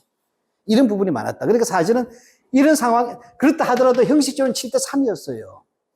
그리고 더 이상 뽑을 필요도 없어. 왜? 쌀을 더 받자 썩잖아요. 오래 두면. 미국 창고. 우리가 아는 그 강원도 강릉의 뭐죠? 열화당 집 있는 그 선교장. 거기는 창고가 5개가 있었어요. 네, 엄청나게 창고가. 동학 농민 거의 점령하죠. 그래서. 그래서 동학 농민이 물러나니까 그러니까 동학 토벌하는 본부가 만들어진 것이에요. 그 집에 작은 집 하나가 열화당이야. 그걸 흉내내서 만든 출판사가 열화당 출판사예요. 그 집안이거든. 자, 예. 자, 그럼 뭐냐? 그러니까 그전에는 30%만 해도 지주가 만족했단 말이에요. 어차피 썩어버리니까. 근데 이젠 그게 아니야. 일본으로 막 가잖아요. 돈이 생기죠? 어떻게 해요? 눈이 뒤집어, 지주가. 야, 쌀을 저장할 틈이 없이 일본으로 막 보내야 돼. 그 어떻게? 소작료를 올리게 되겠죠. 당연하지 않겠어요? 소작료를 올리죠. 소작유를. 소작료를 올린다. 당연하죠. 우리 선생님은 착하지만 내가 지주야. 쌀 10가마야. 그럼 내가 그저 3가마만 내가 먹고 7가마에 소작료 줬어. 근데 나는 지주는 이게 필요 없으니까 일본에 팔았잖아요. 그러니까 돈이 막 생기고 쌀값이 오르네? 야, 너 60%를 해. 50% 까버리고 내가 더 가져야 되겠죠. 이해갑니까? 그래서 뭐냐면 이 산미 증식 계획으로 해서 일본에 쌀이 많이 팔리고 쌀값이 오르다 보니까 뉴라이트는 쌀값이 올랐기 때문에 조선인들은 손해보지 않았다고 있었단 말이에요. 근데 그렇게 하면 안 되고 이 애들은 손해 안 봤지만 누가 피가 터져요. 이 소작농들이 반 죽는 거야. 왜? 고율의 소작료가 그래서 나온다. 그래서 소작료가 5대5 최소자예요. 그래서 1920년대부터 1932년까지 뭐냐면 그 소작쟁이가 전국 곳곳에서 일어나는 거예요. 그렇게 일어나니까 여기에 조선인 공산주의 운동에 결합되면서 이 소작농들이 어떻게 돼요? 점차 사회주의가 되더라는 얘기입니다. 그러니까 뉴라이트는 아예 그렇게 해서 1920년대부터 1930년대 초, 1930년대 초에 있었던 수많은 소작쟁이가 이 원인을 봐야 되잖아요. 이 원인이 바로 여기서 나오는 거란 거예요. 바로 고율의 소작료가 등장한다. 어렵지 않죠? 우리가 착한 마음을 가지면 제 말씀을 이해 못하지만 자본주의 인간이면 당연히 소작료 올릴 거 아니에요. 결국은 이 3위 증식 계획의 최대의 혜택자는 대주주가 맞고 그다음 중소지주인데 그중에 대주주 가운데 90%나 8 정도는 일본인이거나 일본인 기업이었다는 것이죠. 그러니까 이 부분을 왜 교과서에 안 쓰냐는 거죠. 우리는 뉴라이트는. 수리조합 반대 투쟁이 중요해요. 수리조합 반대 투쟁은 1920년대부터 수리조합 사업이 끝날 때까지 계속 전국적으로 일어나요. 그럼 아까 이제 교과서에 보게 되면 조선인들이 돈이 없어. 그러니까 조선총독부가 식산은행을 통해서 요즘 같으면 산업은행이나 농협이죠. 그걸 통해서 대출을 해줘. 그 다음에 토지조사국에서 이것도 도와줘. 그건 문제가 없잖아요. 근데 아니더란 거예요. 이거 반대해요. 수리조합 만드는 거를. 물론 지역마다 찬성한 것도 있지만 대부분 반대한다. 그 이유가 뭐냐? 수리조합을 설치해가지고 얘들은 뭐냐면 농경지의 관계 배수해서 좋아졌다 얘기를 하는데 이 좋은 거를 왜 반대하는 게 신문기사 보면 계속 나와요. 20년대. 저도 신문 보니까. 그제 제일 큰 게 사람까지 죽은 게 동진간 수리조합 반대 투쟁이 아까 그 교과서에 칼라로 나온 거 있잖아요. 바로 그 수리조합 반대하는 투쟁에서 조선인들이 폭동을 일으키다 죽어요. 그래가지고 뭐냐면 전라북도가 조선인 기자들이 이거를 보도를 하려고 했는데 보도를 못하게 하는 거야. 여기에 항의해가지고 뭐냐면 나온 게 전북 기자단이 나와서 공동 기자 성명하면서 우리 이 동진간 수리조합과 이 수리조합 반대 투쟁에 대해서 알리겠다고 해서 막 싸우고 그래요. 조선인 기자들이. 이유가 뭐냐? 이건 어렵게 보지 마시고, 이건 어째 제가 드리는 거. 그냥 이렇게 생각하시면 돼요. 조선은 농업국가잖아요. 그리고 일찍이부터 임진왜란 이후에 수리조합을 굉장히 많이 영남 지역에 만들었지 않습니까? 따라서 이렇게 보면 돼. 기본적으로, 전통적으로 있었던 논에는 다 수리시설이 있었다고 봐야 되지 않겠어요? 우리가 이항법을 하는데 수리시설 없이 농사를 지으실 리가 없잖아요. 그럼 어디다가 새로 지었단 말인가? 이렇게 생각하시는 게 맞다. 통계를 보지 말고. 일본인들이 새로 들어오잖아요. 그럼 이렇게 돼요. 여기서 이 마을이 조선인들 동족부라가는 일본이 혼자 탁 공수부대처럼 들어오지 않을 거 아니에요. 그 근처에 대밭 하나 사고 넓게 좀 떨어진 데다 땅을 샀을 거 아니에요. 이해가시죠? 이런 거예요. 여기 마을이 있어. 마을이 있으면 이 마을의 논은 다 여기 있단 말이에요. 근데 일본인은 저 교회 쪽에다 좀 이게 땅을 이만큼 사놓은 거야. 근데 물은 여기서밖에 안 가고 있단 말이에요. 이해갑니까? 여기는 없을까? 일본인들이 산 땅에는. 이런 것에 수리조합을 많이 설치해줬다는 거예요. 따지고 보니까. 모두가 그런가? 이런 케이스가 많더라는 거예요. 그럼 어떻게 돼요? 조선인들의 경우에는 여기에서 새로 이렇게 해서 뭐 만들어줄 이유가 없잖아요. 돈 내가지고. 이해가십니까? 이런 게 많았다는 거예요. 그러니까 굳이 필요가 없었다는 거예요.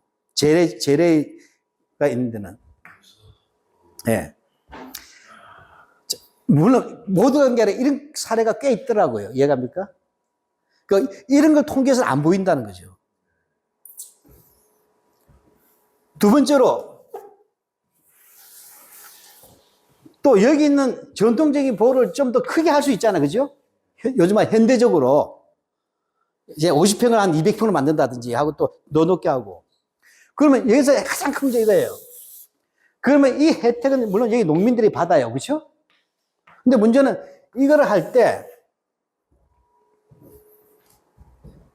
공사비를 내게 했단 말이에요. 그 농민들이 현찰이 없잖아요. 지주들은 가능해요. 그러나 자영농까지는 돈 없어요. 농민들이. 즉, 이 공사비가 엄청났다. 공사비. 그래서 그게 뭐야? 이 공사비를 이제 조합을 만들어서 조합을 냈으면 조합비를 내는 거잖아요. 조합비를. 공사비를 냈어요. 그럼 냈어요. 그럼 냈는데, 그 다음 뭐가 문제야? 그럼 냈어. 이렇게 해서 수리시설이 만들어지면 나는 조합원이니까 돈을 냈잖아요. 공사비를. 그럼 뭐예요? 이 물을 공짜로 쓸 수 있어야 되잖아요. 이해가십니까? 근데 여기에다 수세를 냈다는 거예요. 수리조합에다 수세. 그거잖아. 그 삼양사도 그렇게 한 거잖아. 우리가 15세기나 16세기에 우리 시대 보면 간척 사업을 했는데 농민들 시켜서 부역시켜서 간척 사업 해놓고서 땅 준다고 해놓고서 안 주고, 그럼 10년만 니들이 소작해. 그 10년 뒤엔 죽게 해서 또 믿고 10년 때 안 주고 이러다가 딱 뺏기고 하니까 화적이 되고 이렇게 되는 거잖아요. 비슷하다는 거예요. 그래서 여기서 말하는 핵심은 과다한 공사비와 수세 부담 때문에 아까 산미 증식 계획 때문에 소장농이 피 터졌잖아요. 수리조사 사업에서 뭐냐면 하다 보니까 어디 갔어? 중소 자장농가 자소장, 그러니까 쉽게 하면 먹고 사는 정도 자기가 이 사람들은 여윳돈이 없잖아요. 지주는 버텨도 이들이 몰락한다는 거예요. 그 소장농도 마찬가지예요. 수리조합 구형돼서 소장료가 작년 인쇄되고 심지어는 지주 같은 경우는 뭐 힘이 세니까 수세도 자기들 내야 되잖아요. 내가 안 내고 지주가 대납시킨다. 지주한테. 예. 하고 공사된다. 그래서 뭐냐면 수리조합 반대 투쟁은 시행 초기부터 삼성하게 되었다. 예. 넘어갑시다. 이거 제가 그래서 대표적인 것만 뽑아 본 거예요. 근데 핵심이 전라북도 익산 이곡수리조합, 이곡수리조합도 일제시대 엽서에 나와. 일제 3.2 증식계획의 성과로서. 근데 여기서 수리조합 반대 투쟁이 일어나요. 시간 뉴라이트 1번지에서 일어난 거예요. 거의 다. 그 다음에 보면, 이곡이요. 예, 또 이곡 나오죠. 단천, 그 다음에,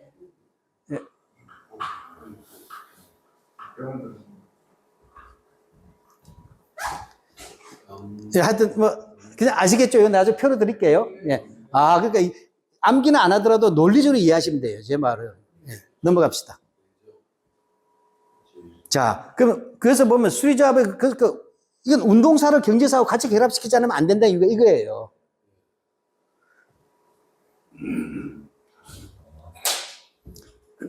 설치 자체에 대한 반대 투쟁이 많았다. 그건 이해가시죠? 아까 조선인들은 원하지 않는 곳이었다는 거지. 그럼 신규 일본인 이입자들을 위한 곳이 많았다는 것이에요. 그 다음에 침수 토지, 왜냐하면 이다 보면 이제 수리차 받아 보면 이게 물길이 바뀌면서 침수가 된 토지가 생겼단 말이에요. 소장에서 자 그렇게 해서 뭐냐면 시하고 그래서 뭐냐 자 이렇게 되는 거예요. 자 여기서 약간 우리 운동권의 이야기에서 일제 강점기에 뭐냐면 우리가 사회주의 혁명을 한다 할 때 직접 사회주의로 못 간다는 거 아니에요. 그죠? 조선 사회가 식민지니까 민족 해방의 과제가 있다. 즉 식민지라는 조건에서 민족 해방의 과제가 있고 또 하나는 뭐냐? 아직도 낮은 생산력이니까 바로 사회주의로 가기 힘들다.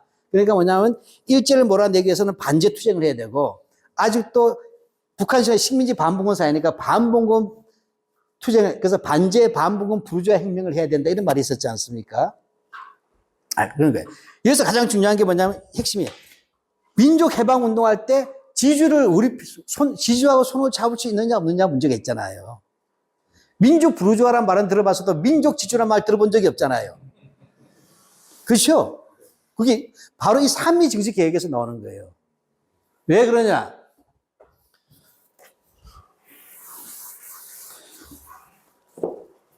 조선인 지주가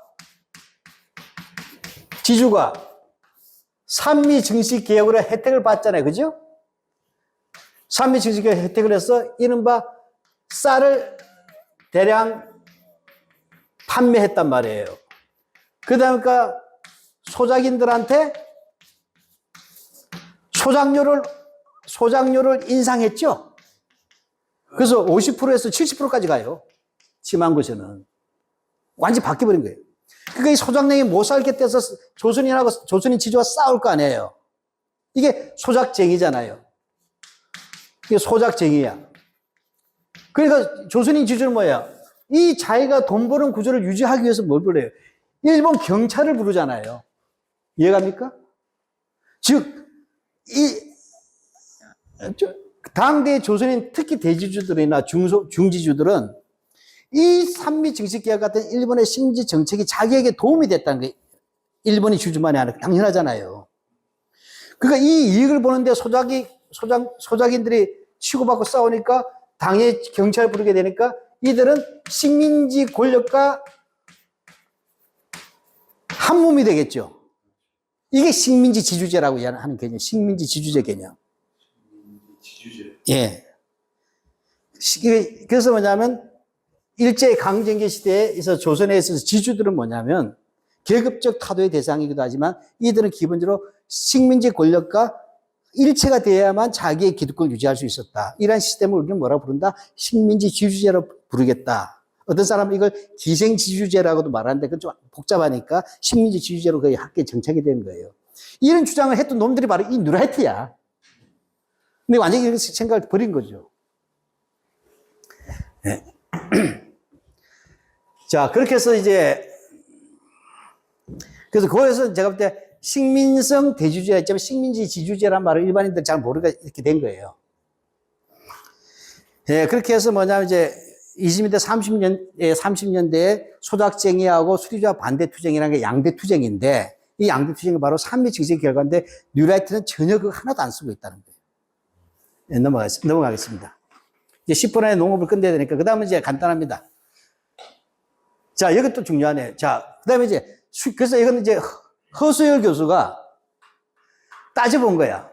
잘 봤더니 수리조합을 만들었다는 것은 그만큼 새로운 땅을 개간해야 되잖아요. 근데 잘 봤더니 조선 총독부가 돈을 내서 만든 수리조합을 봤더니 뭐냐면 1919년까지 6784 정보였는데 전체 경지 면적의 0.16%였다. 이런 얘기예요. 근데 그 다음에 얼마나 됐냐? 재원과 보수 측은 쫙 쭉쭉 했는데 여기서 보면 쉽게 말하면 이 말이 무슨 얘기냐면 아까 돈을 막 냈다 그러잖아요. 근데 요즘 우리 보면 예산 삭감 가지고 만내 정내 윤석열이하고 민주당 얘기하잖아요. 0.1%밖에 안 되는데 왜 떠드냐고. 얘들이 수리조합에 조정총독부가 낸 돈이 0.18%밖에 안 된다, 재정에. 그러니까 총독부 예산액의 0.18%예요. 그렇게 되고 얘들이 뭐냐면 10년 동안 했던 걸 봤더니 전체 논 면적의 3.35%밖에 개간 안 했더라는 거예요. 수리조합의 결과. 그러니까 과장되었다는 거죠. 수리조합 개발에 있어서 왜냐면 뉴라이트는 이거예요. 수리조합에서 뭐냐면 가난한 조선을 위해서 조선 총독부가 일본에서 돈까지 꾸고 식사나 대출까지 받아서 투자했건만 했는데 그거 얼마 안 되던데 이 이야기 하는 거예요. 예산 비중이.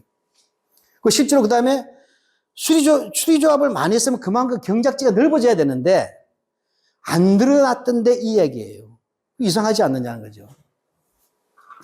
그래서 이 1918년도 통계를 아까 19년을 기준으로 해서 쭉 봤더니 잘 봤더니 새로 만든 게 많지 않더란 얘기예요.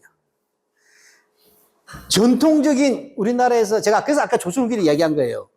전통적인 재원, 뚝이나 보호에 의한 것은 전체 70%예요. 이미 이건 있었던 거다. 이해가십니까?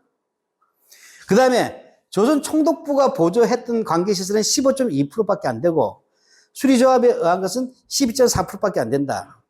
요 밑에 잘 안 나오는데 한마디 하면 뭐냐 1919년 통계인데 1910년대 왜냐 아까 1910년대에 확 비역자가 올랐다 얘기를 하도 많이 하니까 1910년대 말까지는 뭐냐면 조선 왕조 시대부터 내려오던 그것을 쭉 했다. 이게 무슨 얘기냐면 이 얘기예요. 수리조합은 20년대 이후잖아요. 근데 이미 18년대 이만큼이 돼 있더라는 거예요. 70%가. 재래식이. 네, 넘어갑시다. 밑에 잘렸네.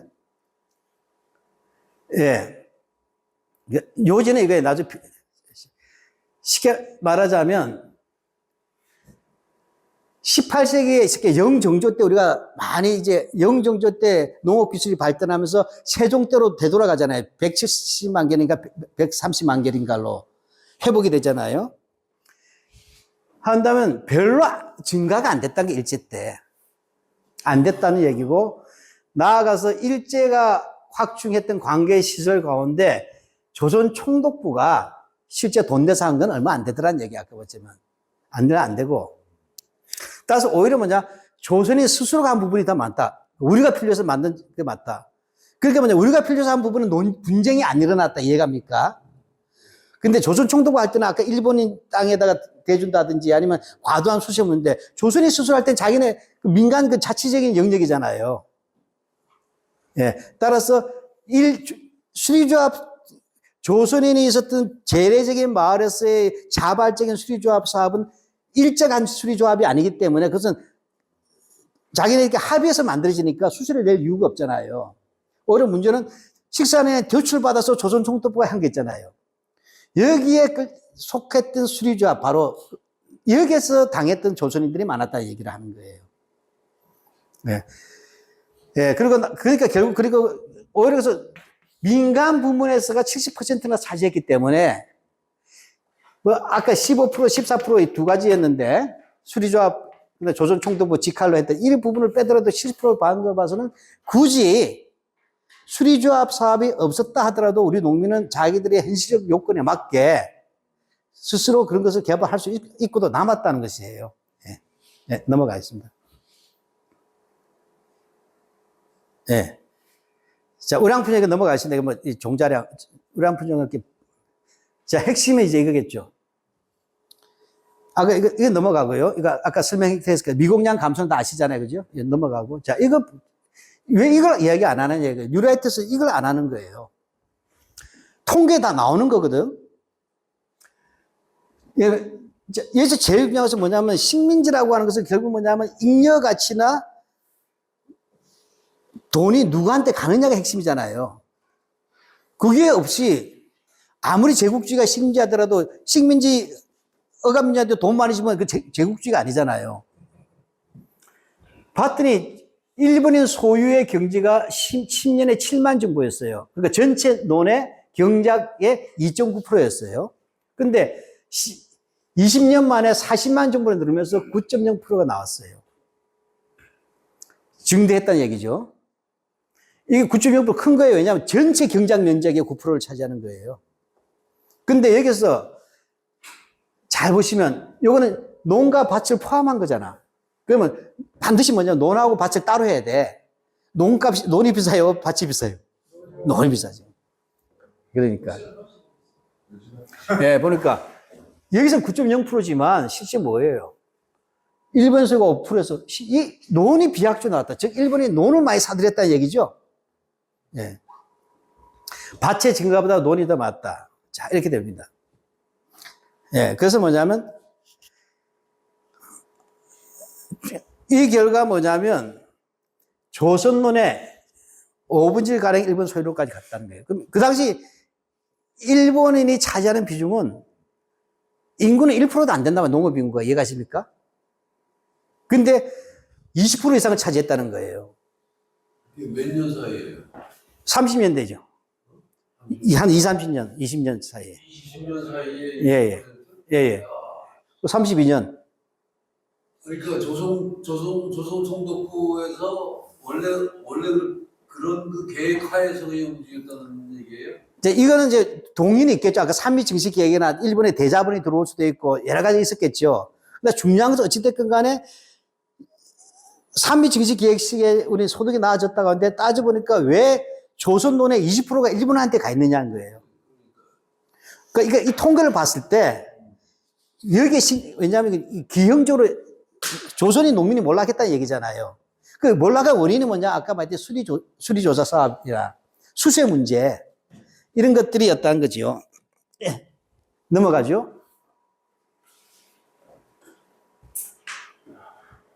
이걸 내가 굉장히 두꺼운 책을 이제 요약을 한 건데, 자, 1%도 안 되네요. 조선의 농업 인구가 0.2%네요. 전체 농업 인구에. 그러니까 항상 퍼센트를 보게 되고 0.2%밖에 안 되는 애들이 41년도 되면 조선의 농업 인구의 15% 이상을 먹었다는 거예요. 소득을. 농업 수입의 15%를 했다. 이걸 뭐냐 하면 0.2%가 15.1%면 수학해보면 엄청나게 비중이 크잖아요. 큰 거예요.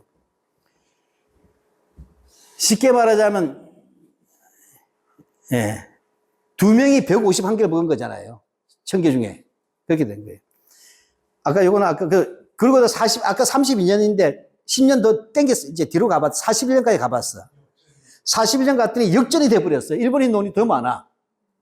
농업 인구는 0.2%인데 절반 이상을 먹었다는 거예요. 야, 예. 이 10년에는 9.0대 91 이게 정상이잖아요. 그죠? 인구 비례로 봤을 때. 근데 이게 이렇게 역전됐는데 이걸 가지고서 무슨 놈의 근대화라고 얘기하냐. 이게 허술 교수가 왜 이 통계 이야기 안 하느냐는 거예요. 니들도 알면서. 넘어가겠습니다. 자, 그 다음에 그러면 아까 땅을 봤는데 이제 사람을 보겠다. 농민. 아까 농토를 봤잖아요. 농민을 봤더니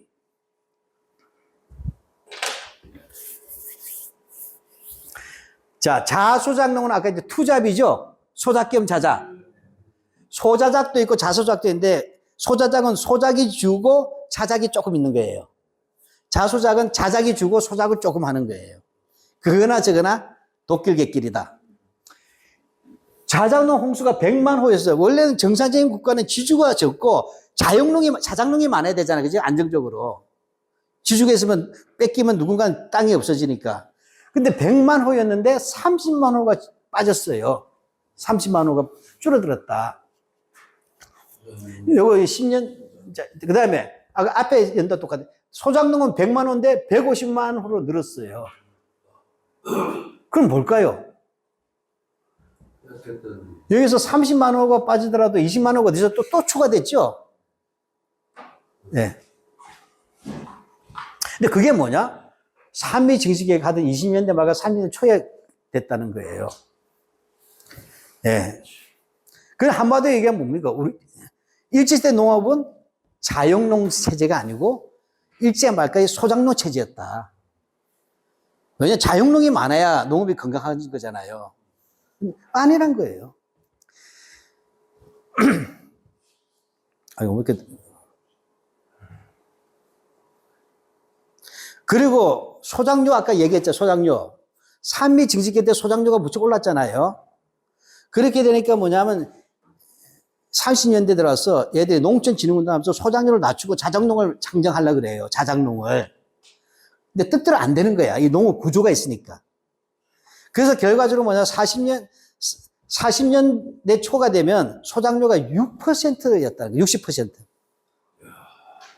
끔찍한 거예요. 이게 그 당시 한국 농민이 실정이 이건데 왜 니들은 소득이 증대했다고 얘기하냐고 지금 말하는 거예요. 허수열 교수는.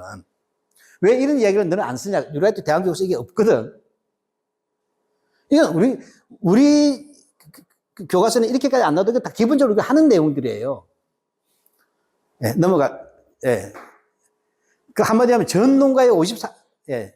자, 그래서 마지막 얘기 보겠어요. 자, 이영훈이가 이제 갑자기 아까 김제 만개평야 교과서에 넣은 이유가 이 아리랑에 대해서 열받은 거야. 소설 아리랑. 자, 여기 보면 이 이야기예요. 하여튼 이영훈이도 이제 제정신이 아닌 사람이에요, 보니까. 이 아리랑의 시작에 보면 읽겠습니다. 그 끝이 하늘과 맞닿아 있는 넓지나 넓은 들녘은 어느 누구나 길을 쓰고 걸어도 언제나 제자리에서 헛걸음질하고 있는 것 같은 착각에 빠지게 한다. 넓으니까. 넓으니까 아무리 걸어도 제자리 그런 것 같다. 이게 김제 만경평야 이야기예요. 그 벌판은 징계 맹계 외 밑들이라고 불리는 김제 만경평야로 곧 호남평야의 일부였다.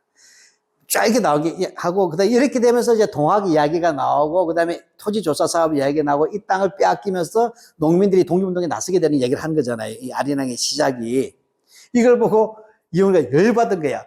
아니, 여기는 조선인이 개발한 게 아니라 일본인이 개발했는데. 그래서 다음 페이지. 그래서 뭐냐면 시대 정신에다 글을 썼어요.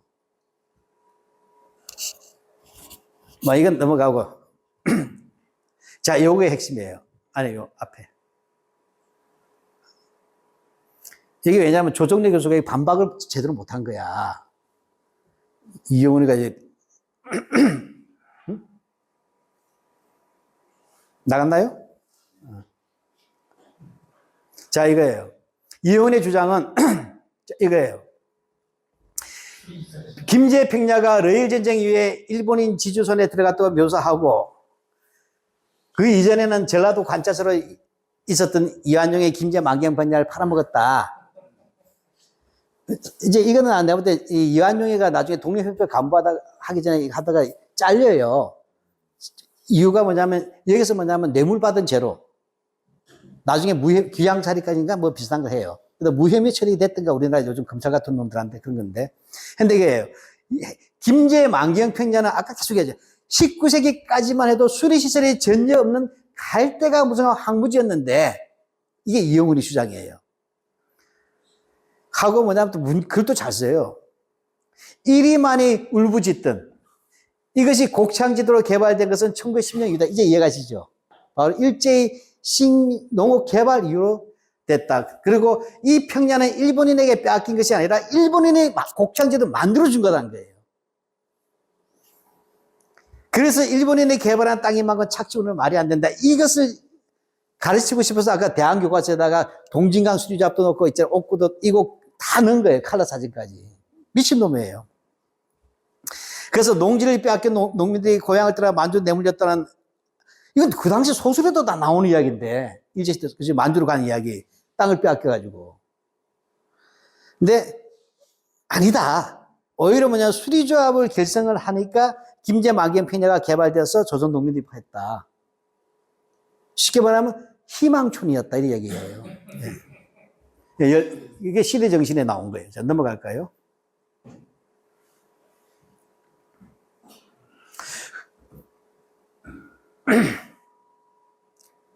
그래서 뭐냐면 결국 나는 일개 소설가가 이영훈이가 너무 인격적으로 깠더라고. 일개 소설가가 이런 엄청난 허구의 사실을 그렇게 당당히 역사적 사실로 소리칠 수 있다는 사실이 신기하기만 하다 하면서 뭐냐, 일종의 광기, 학살의 광기, 거꾸로 통하는 광기로 가득 찬 소설이다. 이건 위험한 소설이다. 그래서 조정래는 반일 종족주의 대표자다 이 얘기예요. 그러니까 이 부분에서 이제 조선의 교수가 막 반박글을 썼지만 문학가가 이게 경제적인 반박하기 어렵잖아요. 뭐 어떤 할아버지한테 죽고 내가 일일이 다 채곡한 거다 이런 이야기 하니까 통계 아니잖아 이렇게 된 거예요. 여기 대해서 허술 교수가 드디어 뛰어든 거예요. 그래? 왜 그러냐 문제가, 허 교수는 대전대학교 대전 충남대 교수인데 문제는 이 김제에는 뭐가 있었어요? 그것이 벽골제가 있었잖아요. 사만시대에. 이거 무슨 얘기냐, 우리나라 한국 농업의 선진지대잖아요. 어떻게 보면 사만시대 마한의 벽골제 아니에요. 근데 이 허술 교수도 이걸 어떻게 깔까? 이게 분명히 이영훈이는 틀렸는데, 이영훈이가 바로 농업에서 아까 그 통계에 대한 실증 자료가 김제 만기형 평자라고 주장한 거잖아요. 그래서 아까 구마모토 농장, 하시모토 농장, 아베 농장을 얘기한 거예요. 이들에서 개발됐다. 그래서 광활면이라는 새로운 면까지 탄생한 거 아니냐. 거기에 뭐냐면 후지 농장이, 구리 농장, 후지라고 읽어요. 그랬었는데 소장농을 위한 학교까지 지어줬거든요. 소장농 학교까지. 그 소장농 학교에서 일하던 소사가 쓴 일기도 제가 구해서 이제 연구소에다 기증했는데. 근데 이게 아니란 거예요. 넘어가 보시죠. 그래서 이용훈이는 앞으로 소설 새로 누가 써달라는 거예요. 식민지 개발사로. 예, 그래서 왜 이렇게 예민하냐면, 그게 하는 게, 여기는 뭐냐면, 일제 초기까지만 해도 풍요로운 평야가 아니라 광활한 갯벌과 소고기로 풀이주고 있는 갯논에도 완전히 야만의 도시였다는 거예요. 예. 자, 그 문제는 이다 보니까 얘가 뭐냐, 벽골제죠, 벽골제. 우리 벽골제는 우리 저수지로 배웠잖아요. 근데 저수지 아니고, 그거는 바닷물이 계속 들어오니까 바닷물 못 들어오게 막은 방조제라는 거예요. 왜냐면, 여기가 김제 만기형 평야에 있으면 벽골제는 이 집이 있단 말이에요. 근데 이게 저수지면 여기는 논일 수 있잖아요, 평야. 근데 이게 방조제면 바닷물이 들어오는 갯벌이 되잖아요. 그래서 이게 유명한 벽골제 논쟁으로 간 거예요. 자, 그래서 뭐냐면 이용우가 방조제서를 주장한 건 지 주장에 맞춘 거예요. 그래서 방조제가 돼야만 그 아래에 있는 김제 만기형의 갯벌이 돼요.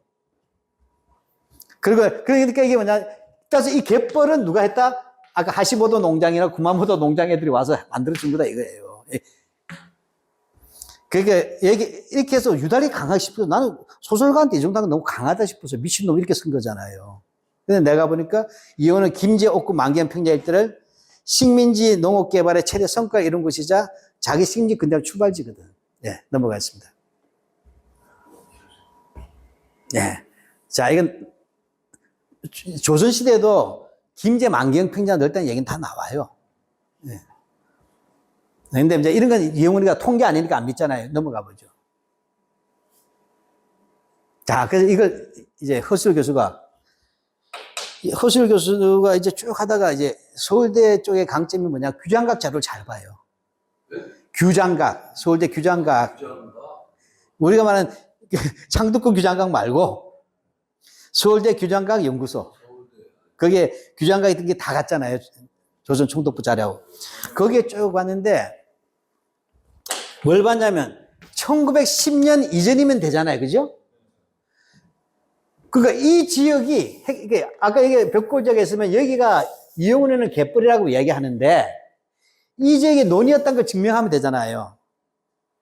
그런데 아주 운 좋게 수많은 뭐냐면 이제 수리조합 신청서 고문서를 뒤지다가 하고 고문서하고 지도를 뒤졌어요. 옛 지도. 옛날 읍지라고 하죠. 읍지. 지도를 뒤졌어요. 봤더니 그게 뭐냐면 수리조합 신청서라는 문서를 발견한 거예요. 수리조합 신청서. 근데 뭐냐? 수리조합 신청서를 봤더니 이미 옥구, 익산, 군산은 토지조사사업 이전에 1909년에 이미 수리조합이 여러 개가 있더란 거예요. 일제가 개발하기 이전에 이미 수리조합이 있었다는 얘기를 하는 거예요. 그 다음에 동진강, 아까, 그죠? 동진강에서도 수리조합 설립 신청서가 이미 냈다는 것은 이미 뭐예요? 수리조합을 냈다가 이미 농사를 하고 있으니까 수리조합을 짓는 거잖아요. 그죠? 있었다. 그 다음에 더 올라간 거야. 자, 이거는 1900년대니까 또 알 수 없이 일본 애들이 왔다 주장할 수 있잖아요. 그래서 1872년 고지도를 뒤진 거야.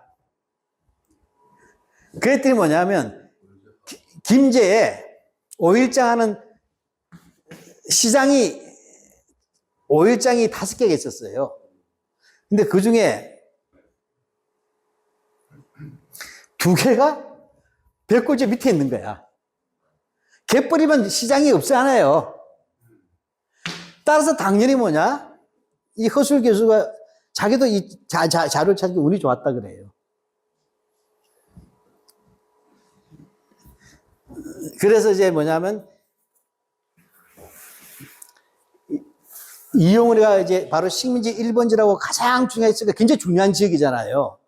그래서 이 가장 중요한 지역인데 이 부분을 갯벌로 이야기해야 하고, 그 다음에 벽골제를 방조제로 이야기함으로써 성립했던 뉴라이트의 식민지 근대화론의 농업의 근대화론이 허 교수가 여기서 장시가 5개 가운데 2개가 열리고 시장이 갯벌에서 시장이 열릴 수가 없잖아요.